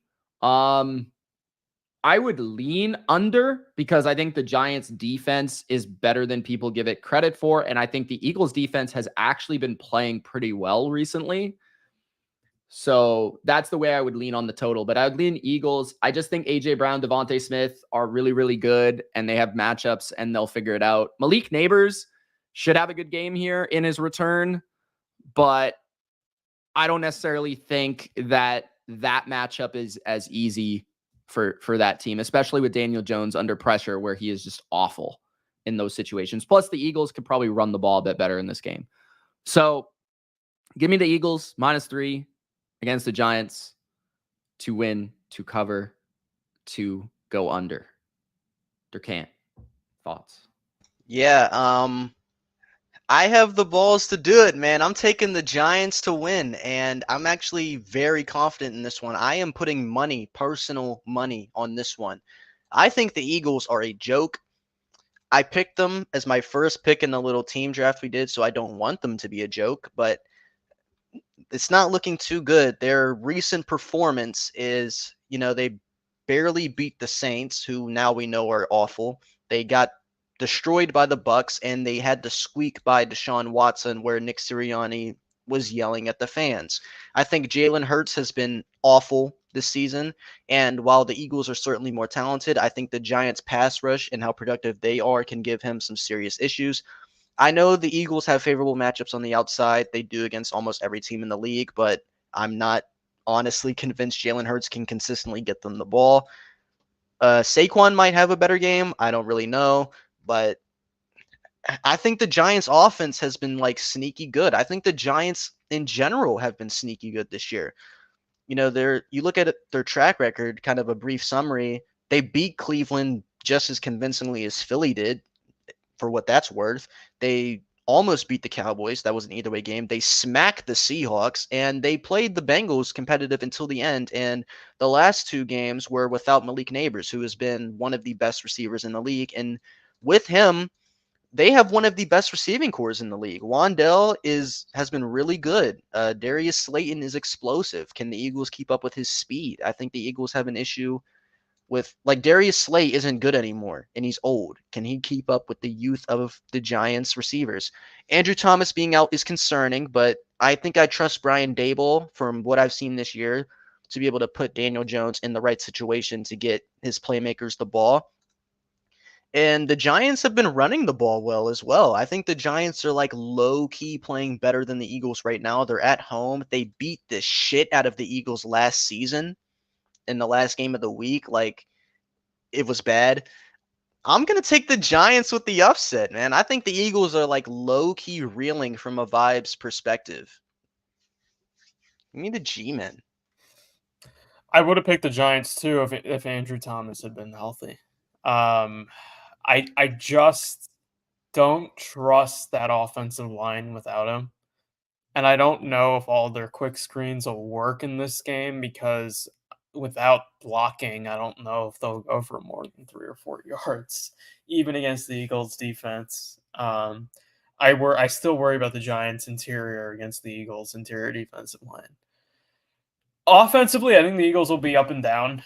Like, I think Hurts will have some throws where he looks good, but they'll also have some breakdowns in protection, and Hurts will miss some throws. He'll probably throw one to the Giants. I think the Eagles will have some success running the ball, but the Giants are pretty good against the run.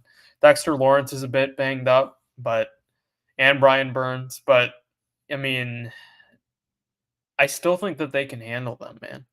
I still think the Giants can slow that down. And so I would take the Giants with 3. I would take the Eagles to win outright.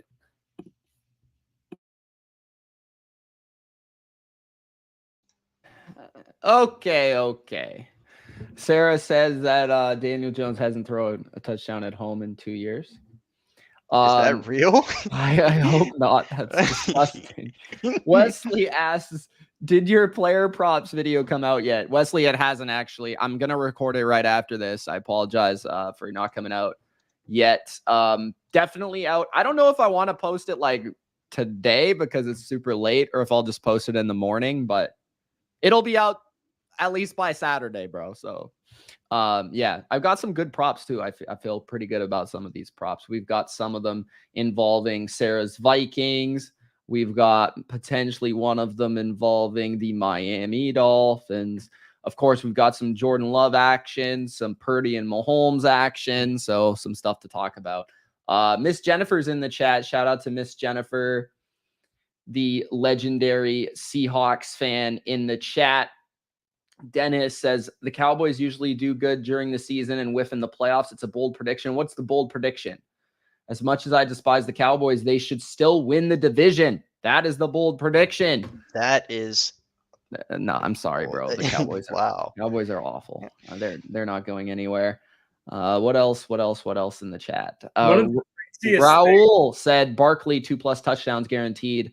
I definitely think Barkley will have a big game. One of the craziest things to me, real quickly, is the Cowboys lost at home 47-9, and neither Mitch nor Durcant were acting like it was that big of a deal. It's not. I'm not high on the Cowboys. So often recently that it doesn't even matter. I think the Cowboys are shit. I didn't care. Wesley says, the who Cowboys looks more are disappointing? The Saints Cowboys or Saints?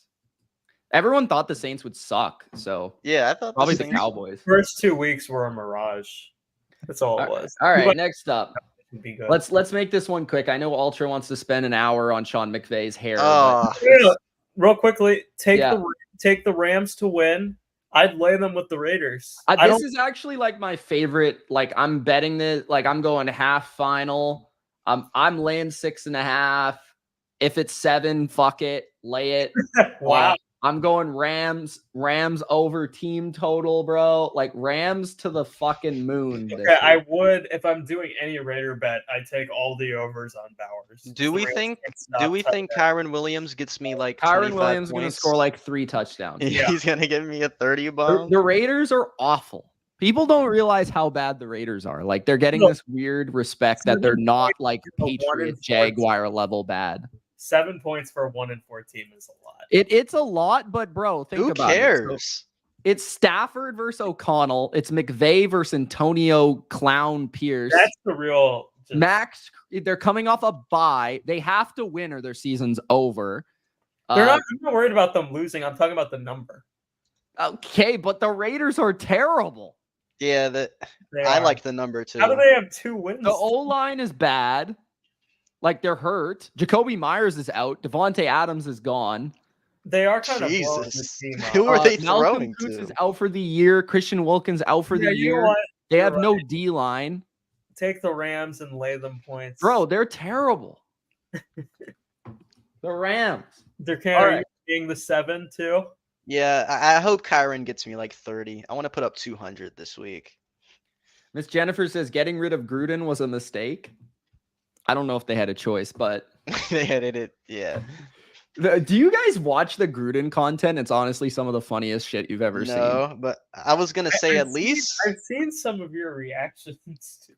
At least John Gruden has the one that's like viral on TikTok where he's like he plays his son's song and then he like screams into the camera.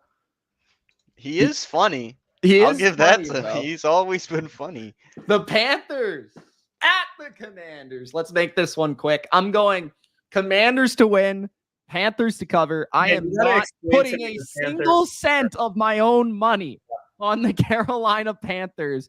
They are the team that every week you hear these people, these so-called smart bettors, sharp bettors say, oh, the line's inflated. Fuck off. The wise Okay? guys love The the line Panthers. is not inflated. The Panthers are fucking terrible. Do not bet on the Panthers. Okay? Why are Just you don't doing do it it. then? Well, as a, just in case if anyone did think the Panthers had a chance in this game, I don't think Deontay Johnson is even playing in this one. I forgot. So, I mean, yeah, this is going to get ugly. But how good do we think Jaden Daniels I is? gotta I'm be actually fair, curious The of what y'all Panthers think. did play the Falcons competitively for about. That's a division game. I know, but I do want to say It was in Carolina, too. Yeah.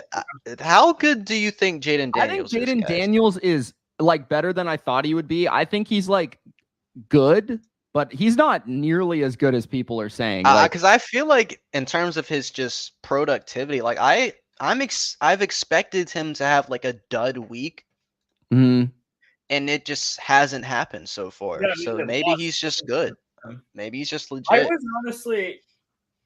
I was kind of impressed even in a touchdown loss. Like, yeah, I thought he was good against Baltimore. I mean, I thought I'm just talking about the team. Like, I think they're a little better than I thought they were before last week. I think they're for real, and I think right now, if you put a gun to my head and ask me who wins the NFC, They're going to win the division. Yeah, they're the worst to first team this year. To be fair, like he hasn't thrown for 300 yards. Man, the Bengals had such a good opportunity. He actually kind of did play poorly against Cleveland, but nobody really cares because Deshaun Watson. Yeah, he did not. He was not sharp. Like he was better against Baltimore. Yeah, I thought he was pretty good against Baltimore. Arizona, he was like very efficient, but that's a terrible defense. Cincinnati was one of the Cincinnati was like his best game by far. Tampa, he didn't really play that well, but that was the first game of his career. So yeah, I think he's been good. I also think he's been a bit over inflated. I gotta ask you, why do I listen to Colin Cowherd and Chad Millman every week? Oh my God, Panthers! It's like, why do the wise guys love? Just shut up, why, bro? I don't want it. No. I have no explanation. These guys are trying to take your money from you, bro. Don't listen. Okay. Let's talk about it. The Super Bowl rematch. The San Francisco 49ers are at home. Ricky Pearsall is debuting. He's going to come out to Many Men by 50 Cent, just like Brian Robinson did. And the 49ers are taking on Patrick Mahomes off a bye with Andy Reid off a bye. Niners have had 10 days to rest. Many players are out for both teams in terms of significant players, obviously. Christian McCaffrey for the Niners has been out the entire year. Jawan Jennings is out at wide receiver. That's why Ricky Pearsall could actually have a role in this game. So look out for that. Defensively, Hufanga's basically been out for 2 years, and Javon Hargrave is obviously out for the season. For the Chiefs, Isaiah Pacheco at running back, Rashee Rice at wide receiver. Mike Dana, I know, was not practicing. I don't know if he's out, though. I'd have to check that. I don't think anyone else is really missing from the defense of the Chiefs, but I could be wrong about that. The spread is 1.5. The Niners are favored at home by 1.5, which pretty much means these teams are pretty much evaluated as even teams, probably both as the number 1, number 2 teams in the NFL, which I think is fair, honestly, like if you're projecting forward. 47 is the total, which I actually like the under overall. I've said it already on Wednesday. I'm picking the Chiefs because if I pick the Chiefs, the Niners will win. This So is so lame. that's my pick. This is the But honestly, this is the two ways I think it's going to go. Niners are going to be up and they're going to blow a lead and the Chiefs are going to win, or the Niners are going to win by like 17. That's the two ways I think it's going to happen. I look at it in this game. I think the most interesting matchup is which team can run the ball better. Because I think for the Chiefs, they ran the ball well against the Saints, but they haven't really ran the ball well all year. And the Niners stopped the run against the Seahawks, but they've kind of been iffy against the run all year. We saw the Saints defense against the Bucs. They allowed 50 points. So I'm not necessarily sure that the Chiefs offense is back. And I'm not necessarily sure that Juju Smith-Schuster is going to have 130 yards for the rest of his career in a single game. The Chiefs are very depleted at wide receiver. They have next to zero talent at wide receiver. Travis Kelce is watching Yankee games with Taylor Swift and is fat. The tackles are terrible. Jawan Taylor lines up in the backfield and the refs don't care. And Mahomes throws the ball for 3.4 air yards per attempt, which is, according to Next Gen Stats, the worst number since 2016 in the history of the NFL. Brock Purdy is currently leading that number at 9 point something since 2016. So drastically different offenses. Niners have been explosive through the air, but maybe a little bit less efficient than years past because I think McCaffrey's out. So that takes away some of the easy checkdowns. While the Chiefs have been super, super conservative, super ball out quick, screen team, don't really look to get the ball down the field.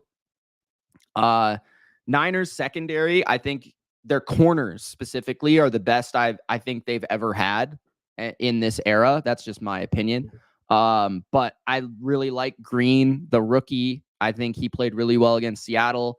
Ward has been a bit up and down, but I think that's mostly been because of injuries. And Lenore is legit really, really good. Fred Warner's playing as well as he ever has. Nick Bosa played really well last week against Seattle. Has always played well against the Chiefs, but never gets holding calls. For Kansas City, their defense is legit. They've been better against the run this year than they've been in years past. Although, I would wonder if some of that is the schedule that they faced, but I still have to give them credit because I feel like every time they want to stop the run, they do stop the run. Their secondary is still very good, but you do wonder if they can get away with the same game plan that had success in the Super Bowl, which is a lot of man coverage without L'Jarius Sneed because he was so important to that. Their safeties, I think, are playing really well. And Spags and this defense is kind of carrying their team, to be honest. I would say that this could go either way. And whichever team runs the ball, I think that will be a big factor. I think Purdy's playing better than Mahomes right now. I think that the Chief voodoo magic, the refs on their side, will probably be the edge. And kicker could be a factor because Butker is really awesome and the Niners are on their third kicker, as well as special teams. The Niners special teams has been pretty shit. The Chiefs special teams is always pretty good. Their returning hasn't been really a huge factor, but it's usually decent. I just wonder if, like, emotionally, the Niners are just going to have way more energy, kind of like the Eagles did last year in this rematch. The Niners seem very focused and very motivated to win this game, which is why you might lean towards them because, honestly, that's a fairly even matchup. Honestly, the Niners are probably a more talented team, but the Chiefs, they just don't lose, and they've got the refs. So I'm picking the Chiefs, bro, because it's rigged. What do you guys think? Yeah, I'm not sure if you guys are gonna love this prediction or hate this prediction. I'm actually picking the Niners, and I actually feel pretty good about this one. I think the Chiefs have been getting by a little bit too much for my liking this year, and they've got to lose soon. Like, It's like what people are saying about the Vikings, except I don't think the Chiefs have been convincing in any game this year outside of the Saints, who are like the worst team in the NFL. I don't like the Chiefs' tackle play against the Niners' edge rush. I don't like the Chiefs' lack of weaponry against the Niners' secondary, which is, like Mitch said, underrated. I think, unlike the Saints, the Niners will actually be more aggressive and try to force Kansas City to throw the ball down the field. I don't think they'll respect Kansas City's receivers as much as the Saints did, which was a weird game plan, by the way. I'm not sure why they did that, especially knowing the I corners that actually they saw a have. stat today, Durcant, that the Niners pass defense is the best in the NFL when they rush a 4-man rush, and they're the worst in the NFL when they blitz. That's crazy. Yeah. So, That level of disparity is crazy. yeah. I think the Niners' offensive line this year is better than it was last year, and I think that is maybe the main reason why the Chiefs won that Super Bowl in the first place. I think the second reason, if not the main reason, is because of Kansas City's secondary, which they don't have Snead anymore, so I think it's more susceptible. Deebo Samuel was due to make his plays. Kittle is the best tight end in the league right now. Brandon Ayuk seems to be getting back on his feet, and although Jennings is out, Ricky Pearsall, Ricky! we get to see him. Jordan Mason is playing, which I think is low-key big for them. Brock Purdy has been playing better than Mahomes, and I like the spot here because I think the Chiefs have been getting by, winning some games that they probably shouldn't have. I'm not saying that this makes me view them as any less come playoff time, but it does make me feel like they need to lose in a big spot sooner than later. They can't just keep, getting Yeah, by the like Chiefs are this. going to lose games. And I think just the don't know what they're Niners gonna be. are kind of in a desperate spot because they're going to win their division, but I think the Niners, they view themselves as the best team in the league. They view themselves as the best team in the NFC. They're not just gunning for a 4 seed in a bad division. They want the 1 seed. They want to be viewed as the best team in the league, and they want revenge on the Chiefs. I think this game matters more to them than it does to the Chiefs. It's at home. I know Kansas City is off of a bye, but San Francisco's off of a mini bye. That was a great thing that the NFL did, by the way. Great schedule making. I'm going to take the Niners to go 4-3, get back to above 500 in a must-needed big win because they haven't had a big win maybe all year. It feels like they've just been beating teams. Seattle was a decent win, to be fair. I mean, no one thinks Seattle's Seattle's better kinda than weak. San Francisco. I think they need a big win against a team that is legitimately viewed Well, as a You know what contender. I think, though? if we're being real, even if the Niners win this game, do we really think that they're better than the Chiefs? Yes. I don't know. It I don't depends how it goes, but I think the Niners I think are the already Niners. better than If the they beat them- Chiefs, bro. If they beat them 41-10, then yeah, obviously. I mean, I do have concerns because Mahomes seems to literally always play well against the Niners, Yeah. no matter No, what. well, actually, no. Like there was a He regular plays well season for like a game. half. There was a regular season game where they tore him up. In the Super Bowl, he came back on them. His Both best Super game was the Bowls. last time they played in the regular season. The Super Bowls he's played kind of average. So I'm going to take the Especially Niners the to win. I think they need this win a little bit more. And I'm going to back Kyle Shanahan here in a bounce back spot for him specifically because they've been choking a bit this year. I think they close this game out. I want to say that the Niners this is a huge game because even though they have injuries and stuff, whatever, they don't have McCaffrey. If the Niners lose or if the Niners win, I think it might change their entire season. Just from like a mental standpoint. You guys, this is a week 7 game. Bro, no, this is not what I mean. The Niners are going to make the playoffs. The Niners are going to win their division. The Niners are going to go to the playoffs, all that stuff. If the Niners win this game, this might catapult them to like a Super Bowl run because this is like such a big game for them from like a emotional standpoint. Like they don't think they can beat they haven't beat the Chiefs. I don't know if they don't think it. They haven't done it.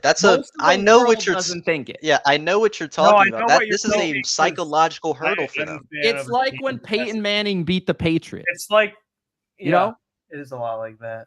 So they need to beat this team. I know that they're in the other conference, and even if they make the Super Bowl, they might not see this team, but it's still so big for them from a mental standpoint. Ultra.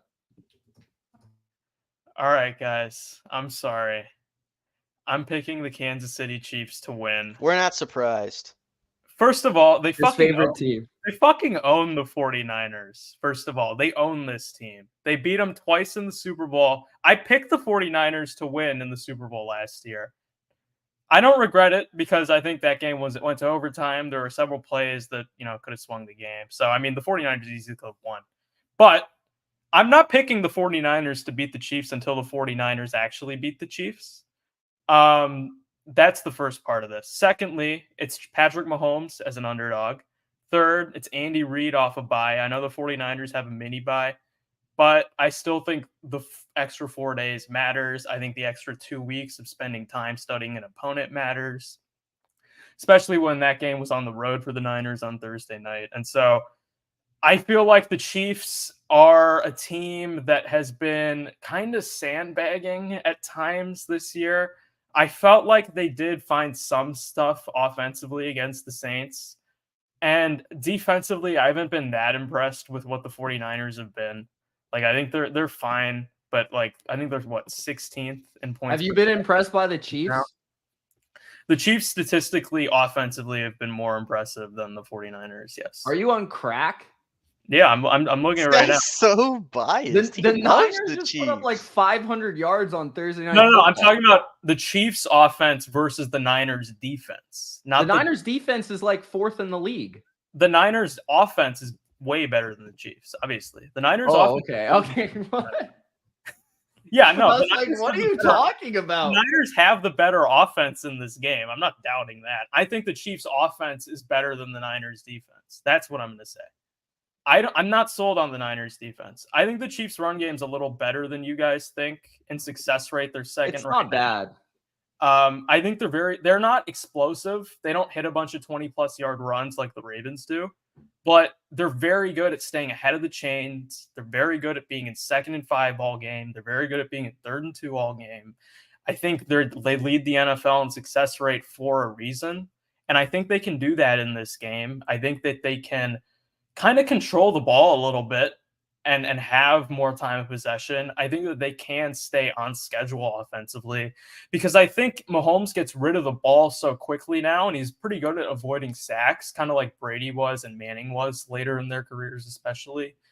And I don't think the Niners, even if they get pressure, I don't think they're going to sack him a bunch. And so I think the Chiefs will be able to stay on schedule. Offensively, I think they'll score in the mid-20s in this game.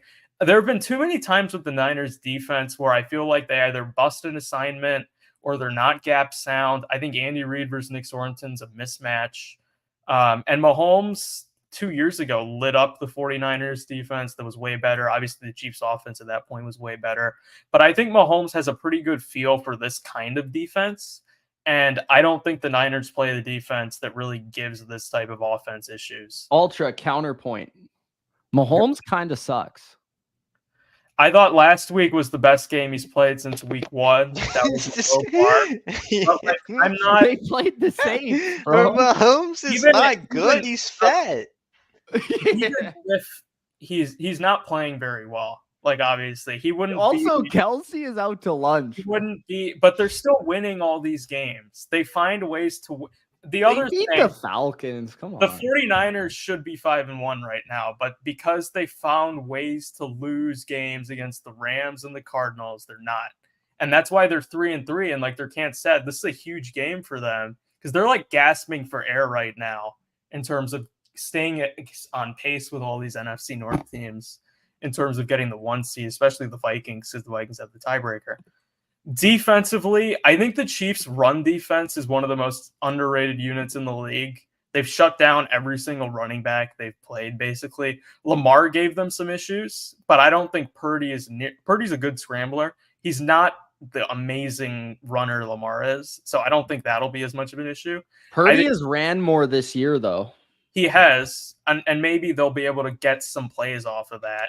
I think the biggest thing I'm concerned about as a person that's cheering for the Niners is that same sort of thing from the Super Bowl is the pressures that Spags can bring, the man coverage because they don't have McCaffrey, and I feel like McCaffrey is such a easy just man-to-man beater. That was what I was about. I will say, if Ricky Pearsall is as good as I think he is, he might help a little bit. I think Ricky Pearsall is solid. I think asking him to be a huge difference maker in his first ever game as an NFL player in this Just like game, 4 catches. yeah, that could be big. You know what I mean? Like Kittle's got to play better than the Super Bowl. Net downgrade from Jennings. Ayuk was actually torching the Chiefs in the Super Bowl, but every time he was open, but he never got the ball. Yeah, Chris Jones was hitting the quarterback every time. And Dominic Pooney.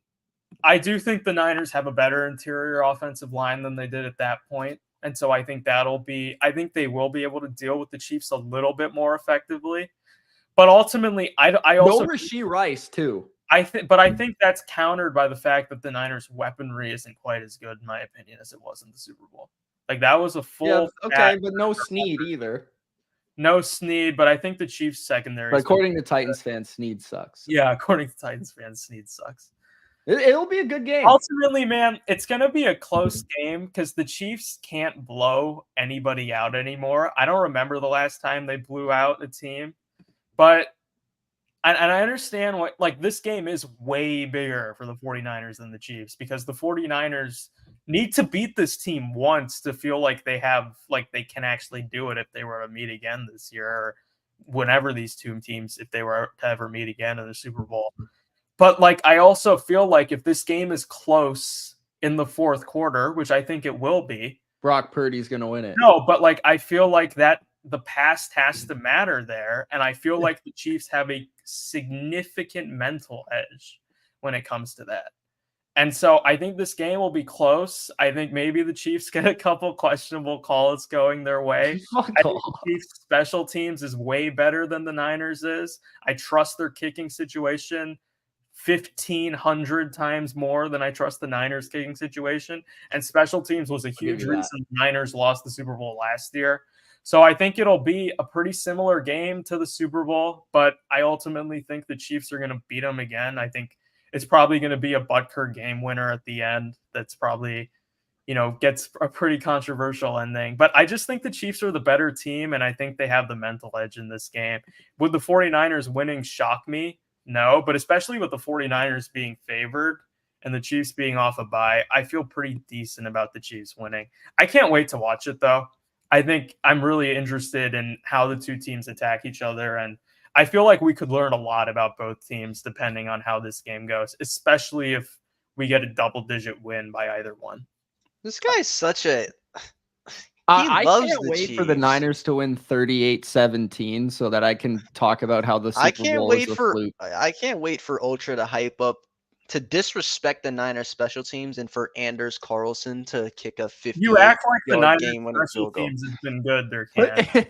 Don't do this just because you want to dick ride Mitch. Their special teams has been asshole. I have him in fantasy, bro. I have the kicker. Stop glazing. You did pick him up.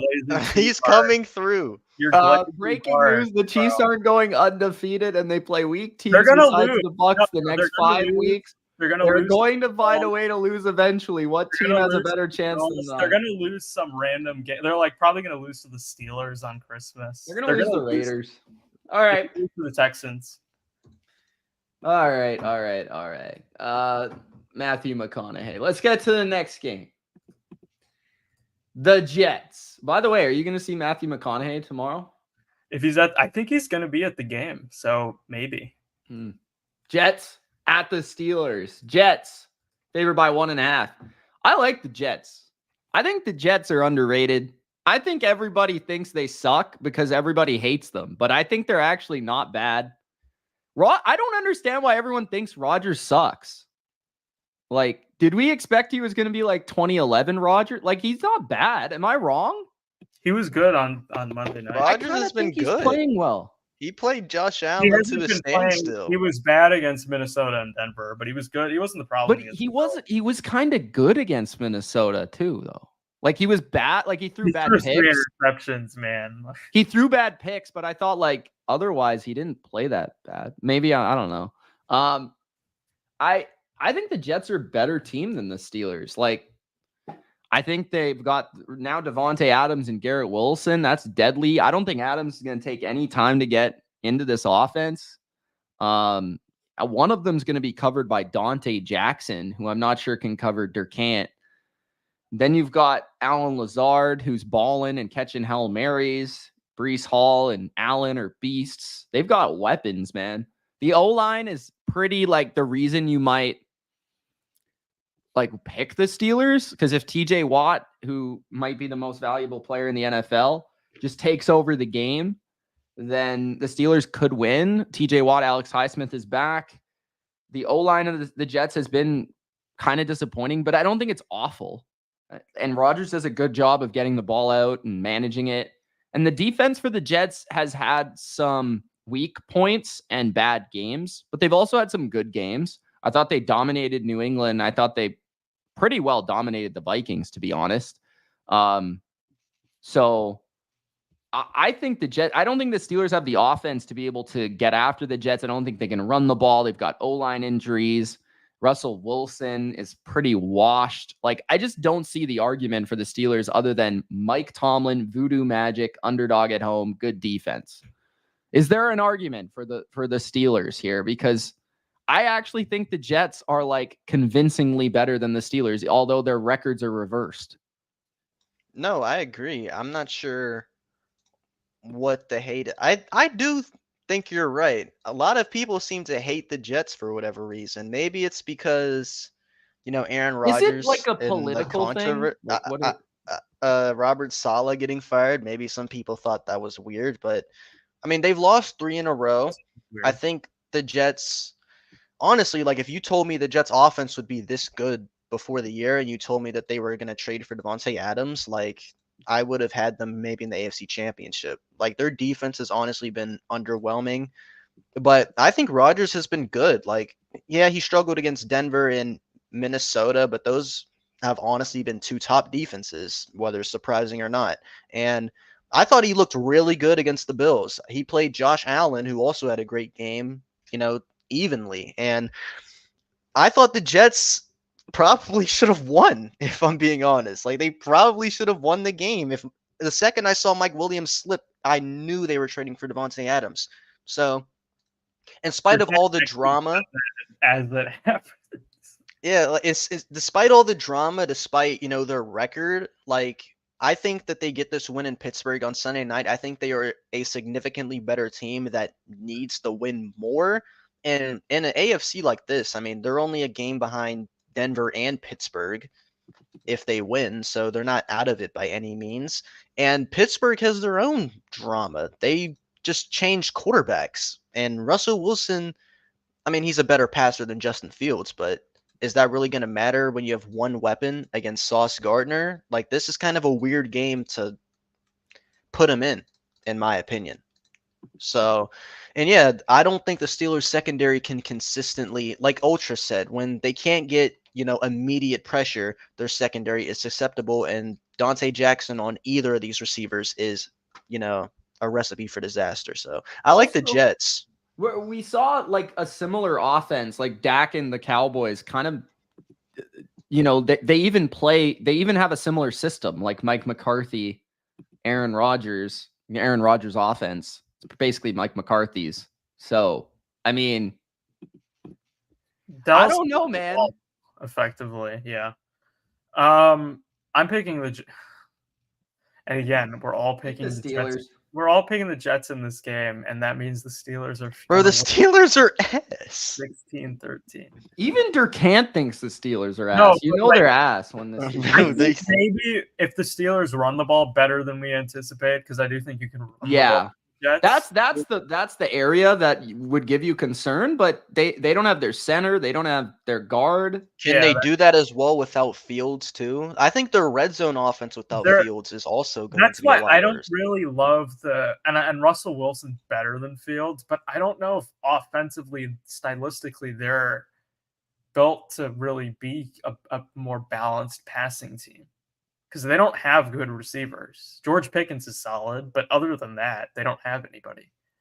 And they're not going to have success in this game because the Jets have one of the best pass defenses in the league. So the Jets will find some points just because they have the weapons to. And I don't think the Steelers will. So I I like the Jets to win and cover here. I actually think a lot of people are going to be liking the Steelers because they're a home dog. I like to fade that. I'll take the Jets to win and cover here. All right. Monday Night Football. The Ravens and the Bucks. We're nearing 2 hours, by the way, on YouTube. Jesus. The Ravens favored by 3.5. Bucks plus 3.5. You guys know where I'm at. I like the Tampa Bay Buccaneers, baby. Upset of the week. Baker Mayfield proves why he's the MVP of the NFL. Dices up the 31st ranked pass defense of the Ravens. Mike Evans, Christopher Godwin. Three-headed monster at running back for Tampa Bay. They're at home. They've got the crowd on their side. They got the defense to slow down the run. Big Vita Vea, Kalijah Cansey's back. Antoine Winfield's back, taking those middle of the field passes away from Lamar. I think Todd Bowles will blitz the living daylights out of Lamar, force him to get rid of the ball. And I just think the Bucs are going to win an exciting primetime classic Monday Night Football underdog upset in the last drive of the game. That's what I'm going with. Bucs are legit. Bucs win. Wow. This is actually my favorite game this week personally, because I think these have been the two best quarterbacks in the league this year. I think Baker has been probably, in a traditional sense, the best quarterback. I think Lamar has been the most prolific. He has probably the strongest MVP case. Everyone's hyping that up. And it's an interesting game because it's in Tampa. Lamar is from Florida, by the way. And Tampa just had the hurricane, the Florida hurricane. So there's probably a lot of emotion in the city, in the stadium. It's their first game since then. I'm looking at the old game in 2022 because I feel like in that game I picked the Bucs. Like I, for whatever reason, remember that for probably the same reasons why Mitch is picking them now. And the Ravens did win. It looks like Lamar was pretty successful passing the ball. But for the most part, it looks like they just had, they won the turnover battle. Their defense showed up. Bucs were ass, bro. I am taking the Bucs, and the reason why is the Ravens you're not. defense. You've been saying all week you were taking the Ravens. The Ravens defense. I've changed my mind. I've rethought this matchup. I was saying the Chiefs like 3 days ago too. The Ravens defense is not good, and I think that is something that we, not us three, but as an NFL community, need to recognize. The Ravens defense is not good. They can't stop the pass.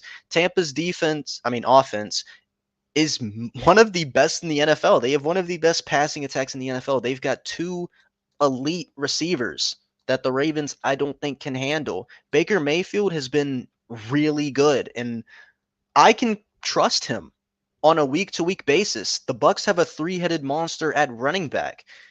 And is their defense pretty suspect? Yes, but they can stop the run, and I think that's step one when it comes to beating the Ravens. I do think Lamar will have success passing over the middle of the field. I actually think if the Ravens win, this is a Lamar game. If the Ravens win, Lamar has to have a big game through the air, in my opinion. And he can do that against a very susceptible Bucs defense that isn't very good. But I think in a shootout, I lean towards the team with the better passing game statistically, with the better weapons, and with the quarterback play that has been on par, if not better, at least passing-wise. I think Baker has been better than Lamar Jackson. I think people are not respecting the Bucs the way that they should. They beat the Lions on the road. They smacked the Eagles. They should have beat the Falcons. Like, they lost that game to Denver, yeah, but outside of that, like, even the Commanders game, like, they have a good track record. I think this is a sneaky team that could get the 1 seed in the NFC. I was looking through playoff totally predictors. Disagree with that because of their schedule, but I was looking through playoff predictors. They end the season off very favorably. After their bye, their schedule was very favorable. Baker's playing as good as anyone else. I think he has arrived as a legitimate elite quarterback. And I know that their next 4 games are tough, but I think they're good enough to handle it. I'm going to take the Bucs to win and go 5-2. All right, Lamar. All right, Ravens. I'm gonna have to. You guys Ultra's Mr. On an Island this week. You gotta. I'm gonna need the Ravens to do me a favor here. Like, you gotta win this game. Give the Falcons 2-game lead on the Bucks right now. I'm gonna take. Okay, so I gotta ask this: is Lamar playing? Yes. Yeah. Do the Bucks play in the NFC? Who cares, bro? I mean, it's All right, fair, so the Ravens are gonna but win. They lost to the Raiders. I mean, That was like a month I'm ago. just saying Baker Mayfield might be he might be the only quarterback that's playing better than Lamar right now. So I think that 3 of the, like, if we were doing the MVP finalists right now, if the season ended today, 3 players in this game would be that. I think Lamar is one. I would vote for Lamar. If I had a vote right now, I would vote for Lamar as MVP. Baker would definitely be up there. Derrick Henry, I think, should be up there as well. I think he's been the best running back by a sizable margin so far. He's been awesome. But I'm taking the Ravens to win. Like, I think the Ravens can run on the Bucks pretty effectively. The Bucks have not been stopping the run very well. I think the Ravens have an elite run defense and a very vulnerable pass defense. I think the Bucks have an average pass defense and a below average to bad run defense. So I think the Ravens are going to You're in for a surprise, pal. I think the Ravens are going to get more stops. I think their offense is a little more balanced and a little bit more consistent. I get it's in Tampa. That'll be tough, but it is the same time zone, and Lamar against an NFC team has been pretty reliable. Would I be shocked if the Bucks win? No. Do I like the Bucks with the 3.5? Yes. Do I like the Ravens to win? Slightly. You're no fun. I'm just This no. guy- Actually, I'm the only fun lame, one bro. here. I'm picking the teams y'all don't want to pick. I'm picking the I Colts. picked the Chiefs. I'm picking the Chiefs. Mitch picked the Chiefs. His heart wasn't in it. I'm picking the Ravens. You know, like, what if Baker's the MVP this Baker's year? And nice. Baker's the MVP this year. This is his He game. could be, but like, he's got to do it this week. We got to see. You just don't want to see him We still got succeed. 12. We still got 12 weeks to go. Durcant. There's a long season coming. Baker Mayfield for MVP, and it starts with this game. This is his big It breakthrough already win. started. This is his breakthrough win. The big primetime win over the other MVP candidate. Chargers are going to Arizona. They are favored by 1.5. The Chargers. The total is 44. I like the Chargers because I think the Cardinals are super overrated.